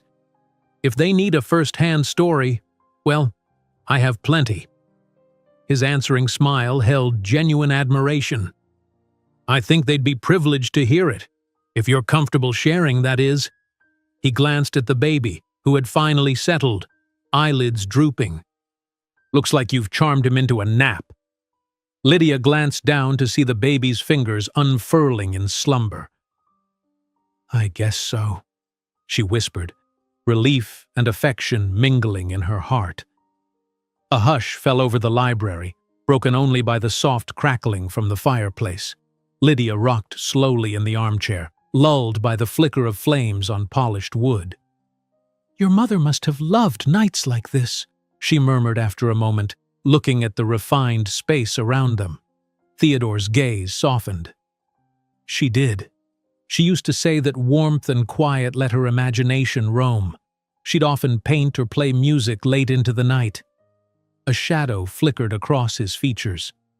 "I wish I'd spent more time joining her in those moments. I was always busy." either with studies or later traveling for business once I inherited it all. Lydia sensed a lingering regret in his tone. The mansion's splendor, so warm and inviting to her, might sometimes echo with bittersweet reminders for him. "It's not too late to enjoy it in new ways," she offered gently. He met her eyes, gratitude evident. "That's true," he agreed. Then, clearing his throat as though steering away from sorrow, he stood. "I'll walk you back to the suite. Carry the little one if you'd like." She nodded, carefully shifting the sleeping baby into his arms. She felt a momentary pang of anxiety. She seldom let others carry them, but trust and closeness had been building. And there was something heartwarming about seeing this powerful, busy man cradle a quietly breathing infant against the hush of an ornate library. They left the room side by side, stepping into the corridor where the glow of overhead sconces illuminated antique tapestries. The baby snored softly, lost in baby dreams. Lydia's footsteps slowed as they neared the door to the sunflower suite, an odd reluctance stirring in her. She realized part of her treasured these fleeting moments of companionship. "Thank you," she murmured once they reached the suite's threshold, taking the baby back into her arms. "For everything. For letting me share ideas, for supporting me every step. It means more than I can say." Theodore offered a quiet smile. "You're turning those ideas into something real, Lydia. I'm just making space for it." With a subtle dip of his head, he bid her good night and retreated down the hall, leaving her at the door with a baby in her arms and a swirl of thoughts in her mind. She slipped inside to find the other two infants dozing under Rosalind's watch. The nurse rose from a rocking chair, stretching her back with a soft yawn. "All quiet now?" she whispered, gesturing to the child Lydia carried. "Yes," Lydia replied, placing the sleeping baby in the bassinet alongside his siblings. She patted each one gently, heart brimming. "I think we're done for the night. Fingers crossed." Rosalind chuckled, giving Lydia a fond pat on the shoulder. "I'll let you get some rest, then. You've earned it." She left the room with a kind smile, the door clicking softly behind her. In the hush of the suite, Lydia walked over to the window. The night sky spread out beyond the mansion grounds, stars glimmering faintly behind drifting clouds. She recalled Theodore's words about life being fleeting, about wealth meaning little without purpose. The truth of that resonated deeply. In a matter of weeks, her entire reality had flipped. Desperation replaced by comfort, isolation transformed into a budding sense of community. The question that lingered, could it last? Could she truly carve out a permanent place in this world? Or was she merely a temporary guest, soon to be ushered out once the philanthropic novelty waned? She swallowed, hugging herself against the worry. Yet each day gave her fresh reasons to trust Theodore's sincerity. He had never once hinted at impatience or an end date to her stay. Her eyes drifted to the sleeping babies, the soft rise and fall of their tiny chests. Here, in the quiet glow of the lamp, she felt the stirring of a peaceful certainty. If she continued to grow, to give back, and to nurture both her children and these blossoming projects, maybe she could truly belong, not just to the mansion, but to a future brimming with hope. She moved to the rocking chair, each step echoing lightly across the parquet floor. Settling in, she let the day's tension ebb. She thought about the mentorship program she'd pitched, about the families still in dire need, and the support they could extend through the foundation. Outside, the wind rustled the hedges, a lullaby that lulled her own spirit. Leaning her head back, Lydia closed her eyes, offering a silent promise to the universe. She would carry on building upon the kindness she'd received, ensuring it multiplied for others who still cowered in the cold. In that vow lay the seeds of her future purpose, seeds that, with the gentle guidance of Theodore Harrington, just might grow into a garden of compassion no storm could wither. Early morning light filtered through the mansion's windows in soft streaks, illuminating the quiet corridor as Lydia made her way toward the small breakfast salon.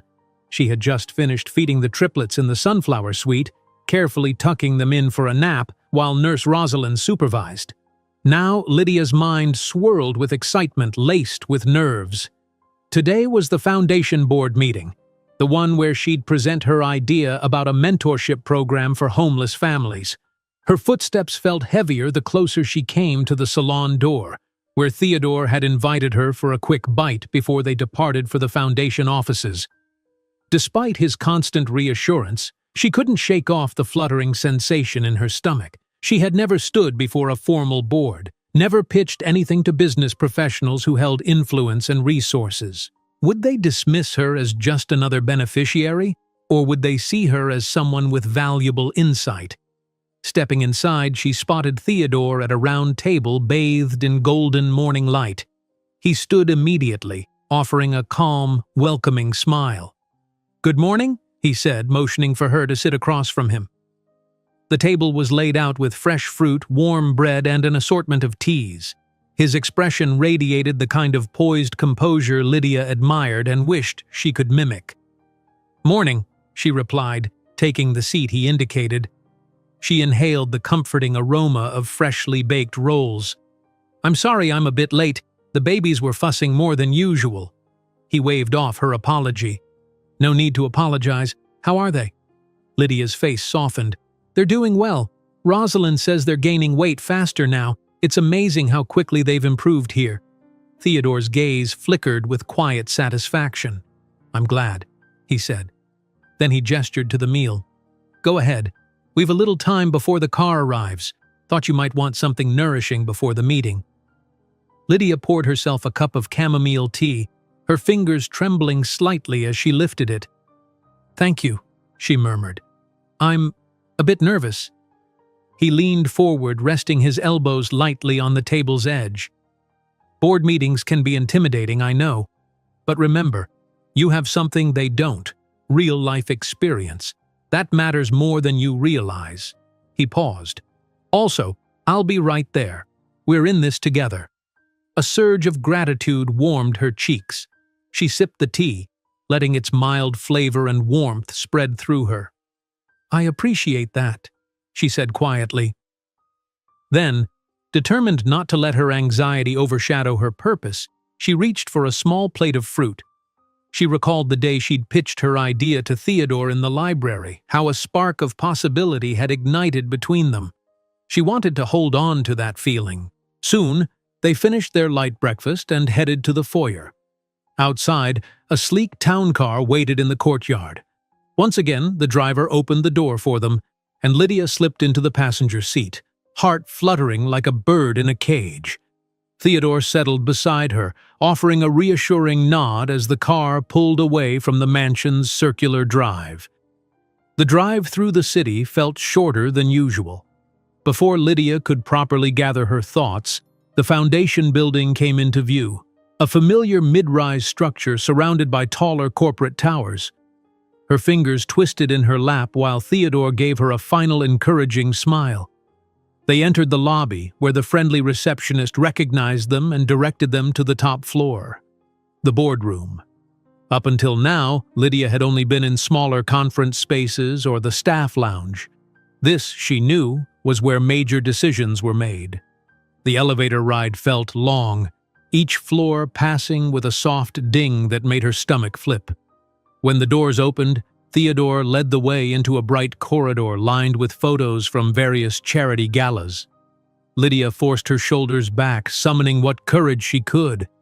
Finally, they reached an impressive set of frosted glass doors etched with the foundation's name. Beyond it lay a spacious room with a polished conference table, cushioned chairs, and a view of the city skyline that made everything seem grand and intimidating.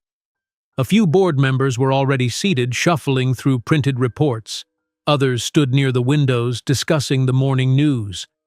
As Theodore and Lydia entered, conversation lulled briefly, then picked up with polite greetings. Susan, one of the staff members Lydia had befriended, offered an encouraging wave from the side of the table. Lydia exhaled, relieved to see a friendly face. "Good morning, everyone," Theodore said, taking a position at the head of the table.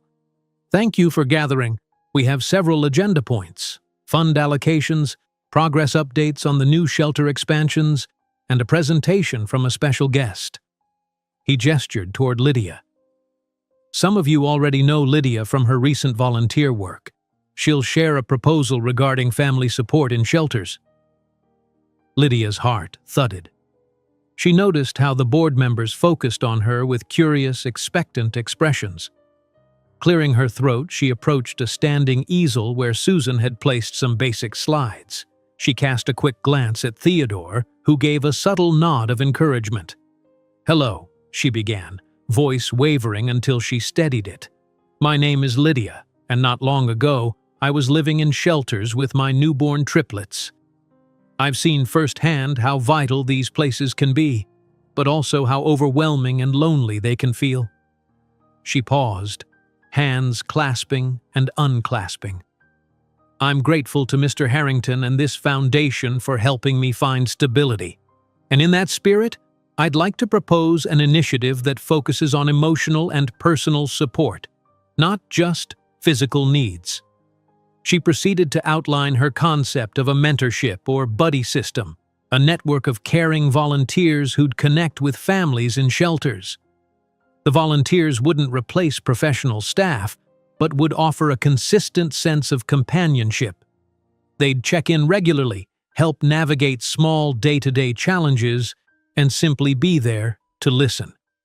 Lydia explained how such a network could ease isolation, catch early signs of mental health struggles, and guide families toward resources they might otherwise overlook. Throughout her presentation, she drew on her own experiences, reciting moments when a friendly word or helping hand would have changed everything. She noticed the board members leaning forward, faces intent. A few took notes, occasionally exchanging glances that Lydia couldn't fully decipher. At the edge of the table, Theodore watched her with quiet pride in his eyes. When she finished, the room hovered in silence for a breath. Then a woman near the center wearing a sharp blazer tapped her pen thoughtfully. "It's a compelling idea," she said. "We've tried increasing staff outreach before, but a structured volunteer network could indeed fill gaps staff can't manage." Another board member, a reserved older man, adjusted his glasses. "We'll need to develop training protocols. Volunteers must handle sensitive situations. But I do see potential," he admitted, nodding slowly. Soon the table crackled with discussion. Possible budgets, pilot programs at select shelters, risk management.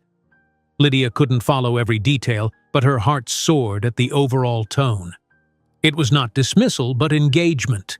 They were seriously considering her proposal, sifting through the logistics rather than questioning its validity. Eventually, Theodore raised a hand, guiding the dialogue to a close. "Let's allocate resources for a pilot run," he suggested. "Susan can lead a small committee. Lydia can offer first-hand insights and help train volunteers. We'll measure impact over a 6-month trial." He flicked a glance around the table, gauging reactions. "If it proves successful, we'll replicate it across more shelters." The board collectively nodded, and the older man with the glasses even managed a slight smile. "Agreed," he said. "And let's set a timeline for next steps." Turning to Lydia, he added, "Well done, and thank you for bringing a fresh perspective to us." Warmth suffused Lydia's chest, tears threatening at the corners of her eyes. She released a breath she hadn't realized she was holding. "Thank you," she said quietly, relief and joy blending in her smile. With that, the meeting proceeded onto other agenda points, but Lydia drifted to a chair near Theodore, mind buzzing with excitement. She kept her composure as the board talked about financial reports, upcoming charity events, and staffing changes. Yet her pulse raced with the realization that something she'd once only dreamed about, making a real difference for families like hers, was taking shape.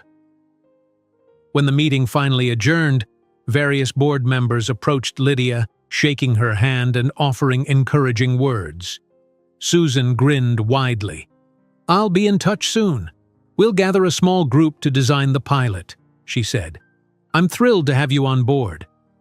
Lydia could only nod, her throat tight with gratitude. Before she knew it, Theodore was guiding her out of the boardroom and into the corridor, where the hustle of Foundation staff created a mild current of purposeful activity. "You were phenomenal," Theodore praised once they were out of earshot, steering her toward a quieter alcove near a floor-to-ceiling window. "I know it wasn't easy to share personal struggles so publicly, but you did. And look at the reaction." Her eyes shone. "I can't believe it's happening," she whispered, hugging her elbows as if to steady herself. "The idea won't just stay in my head. We'll actually create something real for other moms, other families." He nodded. "And you'll be at the heart of it." A moment passed, a silent exchange of pride and warmth. Then he exhaled, checking his watch. "I need to step into another meeting soon. Brief one about the new youth center. But afterward, let's return to the mansion. You might want to celebrate with the babies." Lydia laughed gently, still on a wave of exhilaration. "Yes, I can't wait to hug them. Thank you, Theodore, truly." He only smiled, offering his arm in a small, polite gesture as they walked back toward the elevators. Lydia felt the swirl of a shifting reality. The woman who once trudged streets in search of shelter now found people listening to her, adopting her proposals and welcoming her as a partner in doing good. Outside, the city gleamed under the noon sun, and Lydia realized that for the first time in years, she looked at its streets without dread. Instead, she saw potential. Yes, there were still countless families in need, countless painful stories, but there were also open hearts and resources, and if all went well, a buddy system that could bring personal support to those who felt invisible. And in that moment, stepping into the elevator, she held tight to the knowledge that her own journey from hopelessness to empowerment might become a guiding light for others. No matter how uncertain tomorrow might seem, she now believed in the force of compassion, and in her own ability to spark change in a world that had once turned its back on her. A month had passed since Lydia presented her mentorship proposal at the Harrington Foundation board meeting. In that brief span, her life, and the lives of many around her, had changed in ways she could scarcely have imagined. The pilot program was already taking shape under Susan's leadership, with Lydia serving as a hands-on advisor. They planned to start in 2 local shelters. Each family in need would be matched with a volunteer buddy, someone who could provide consistent emotional support and practical guidance. Today marked the official launch of the pilot, and a small celebration was planned in one of the newly renovated shelters. As Lydia dressed in a modest blouse and skirt, she felt an excited flutter. Her reflection in the mirror revealed a woman still learning to trust her own strength, yet undeniably more confident than the frightened mother who once cradled 3 tiny infants on a park bench. In the sunflower suite, the triplets gurgled softly in their shared cradle, arms flailing to greet the morning. They were healthier, heavier, and ever more alert, blissfully unaware of how different their circumstances were now. Lydia adored the curiosity shining in their wide eyes. Gone were the days of worrying whether they'd make it through a cold night. They were thriving. "I'll be at the shelter event for a couple of hours," she told them, gently stroking each baby's cheek. "Nurse Rosalind will take good care of you, and I promise to tell you all about it when I'm back." Rosalind appeared right on cue, smiling at Lydia's radiant excitement. "They'll be just fine," she assured. "Enjoy your moment." Before leaving the suite, Lydia scooped each child into a brief hug. She pressed her lips softly to the tops of their downy heads, heart brimming with gratitude. Then, with her mind set on the journey ahead, she headed to the main foyer where Theodore waited. He stood beside the door, wearing a tailored suit that projected the calm, dignified air of a businessman. But Lydia knew the compassion beneath that polished exterior ran deep. "Ready?" he asked with a quirk of a smile. Susan's already at the shelter, finalizing details. A renewed surge of nerves flickered in Lydia's stomach.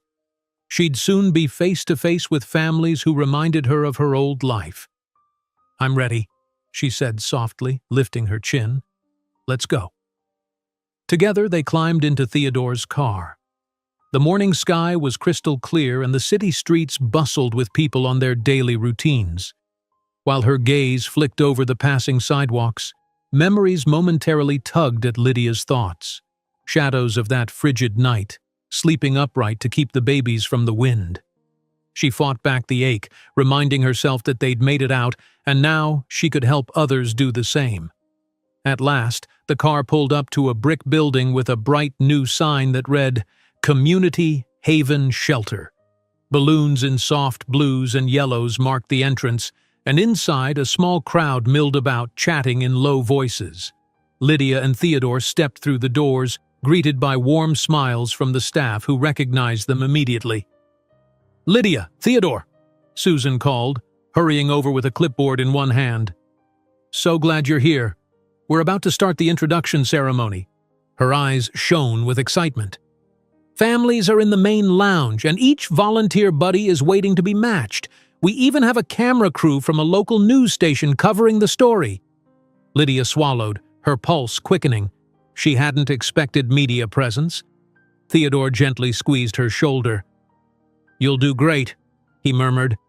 "This is your project as much as anyone's." They followed Susan into the lounge, where a modest podium stood near a row of chairs. Nervous chatter filled the air as families shuffled in, some carrying children, others looking around with guarded hope. Across the room, pairs of volunteers stood ready, each holding a sign with their assigned family's name. Lydia's heart swelled at the sight of it all becoming real. Susan tapped a microphone at the podium. "Good morning, everyone," she began, flashing a bright smile at the assembled group. "Welcome to the launch of our Buddy Project here at Community Haven. This initiative aims to connect families in need with dedicated volunteers who will be a consistent source of friendship and guidance." When Susan introduced Lydia as the inspiration behind the program, Lydia felt a flush of warmth and a flicker of shyness. Encouraged by Theodore's discreet thumbs up, she joined Susan at the microphone. She began to speak slowly, carefully.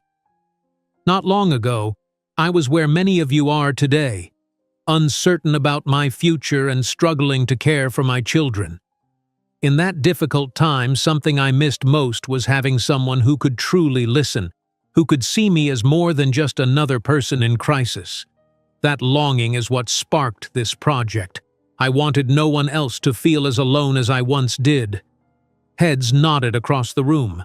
A few tearful smiles from mothers in the crowd told Lydia she wasn't merely reciting words, she was speaking their language.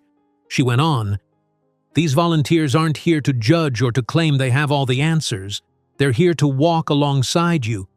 Maybe it's sharing a meal, watching your kids for an hour, or just texting you to ask how your day went. Little gestures that remind us we're not invisible." A light ripple of applause followed, and Lydia's voice wavered with emotion. She ended with a simple, "Thank you," stepping back to let Susan outline the logistical details. Even as the crowd broke into smaller clusters, Lydia sensed the atmosphere shift, an undercurrent of relief, of possibility. People approached the sign-holding volunteers, exchanging introductions, children peeking shyly from behind mothers' legs. The local news reporter glided over next, microphone ready. "Could I speak with you for a moment?" she asked Lydia softly. "We'd love to understand your story and how this program came to be." Lydia's heart thudded. "Yes, of course," she managed, throwing a quick, grateful look at Theodore, who discreetly stepped away to let her shine in the spotlight alone. The camera rolled as the reporter asked about Lydia's journey from homelessness to becoming an advocate. Though her voice trembled, Lydia mustered composure. She told them how she'd been found in the park with her newborns, how a compassionate stranger, Theodore Harrington, had offered sanctuary, and how, through that, she realized that personal connection could change everything. People need practical help, food, shelter, medicine. But they also need hope, she said, glancing over at a volunteer hugging a tearful mother. That's what this buddy system is about, providing hope. Once the brief interview ended, the reporter thanked her graciously. Lydia stepped away, heart pounding at how surreal it all felt. Theodore soon returned, a quiet pride reflecting in his gaze. "You were marvelous," he said, voice low so only she could hear. As the event wound down, families began pairing off with their assigned volunteers, exchanging phone numbers and scheduling their first official buddy check-in. Lydia circulated, offering kind words, sometimes kneeling to say hello to a shy child. Each time she introduced herself and mentioned her own 3 little ones, a flicker of encouragement passed through the parents' eyes, proof that she understood their fears and yearnings. Finally, the small ceremony concluded. Applause rang out as staff announced the pilot was officially underway. A few donors who'd attended came to congratulate Lydia, shaking her hand. She felt dizzy with gratitude, conscious of how far she'd come. Theodore guided her to a quiet corner. "We should head back soon," he said gently, "but I want you to see something first. Someone who'd like to meet you." He led her to a woman standing near the bulletin board, fidgeting with her sleeves. Her clothes were worn but clean, her posture tense, and her eyes filled with uncertainty. Cradled against her shoulder was a baby, just a couple of months old. Theodore made the introduction. "Lydia, this is Carmen. She just arrived at the shelter and asked if she could speak with you about the buddy program." Lydia's heart squeezed at the sight. Carmen's gaze flickered from the sleeping infant to Lydia's face, trembling with unspoken questions. "I heard you talking," Carmen said, voice raw. Is it really possible to get matched with someone who'll be there day after day, even if I don't have a stable job yet?" Lydia gently touched the woman's arm. "It's exactly for people in that spot," she assured. "You won't have to do this alone." Tears glistened in Carmen's eyes. She nodded, as though relief and fear still warred in her chest. "Thank you," she whispered, hugging her baby a bit tighter. "Sometimes it feels like nobody sees us." "We see you," Lydia replied gently. She gave the woman information on signing up for the buddy system, certain that Susan and the volunteers would do everything in their power to help. As Carmen thanked her, Lydia recognized the reflection of her own past struggles, a life so recent and yet already transformed. When Lydia and Theodore finally emerged into the bright midday sun, they paused at the shelter entrance, letting the wave of fresh air wash over them. The city's clamor surrounded them, cars passing, people rushing by, but for Lydia the world felt calmer, infused with renewed meaning. "How do you feel?" Theodore asked, glancing at her luminous expression. Lydia inhaled deeply. "Hopeful," she said simply. "I never thought I'd be the one giving encouragement instead of begging for it. But we've come such a long way." He nodded, offering his arm as they walked back to the waiting car. "That's the beauty of second chances," he said, "and in helping others, we heal parts of ourselves too." Lydia smiled, heart full. She could hardly wait to see her triplets again, to scoop them up and whisper, "We're doing something real, my loves. We're making the world a bit kinder." As they slid into the car, she watched the shelter's sign disappear behind them, the pilot program's success already flickering with promise. In that moment, everything felt stitched together by gratitude: the mansion's sanctuary, the foundation's dedication, her baby's blossoming health, and her own bravery forged from past trials. The future, still uncertain, stretched wide and bright. But Lydia knew, at last, that compassion could triumph over despair, and that once a closed door could open unexpectedly, leading to a home and a purpose she never dared dream of. If you enjoyed this story, don't miss the next one. Just click on the screen.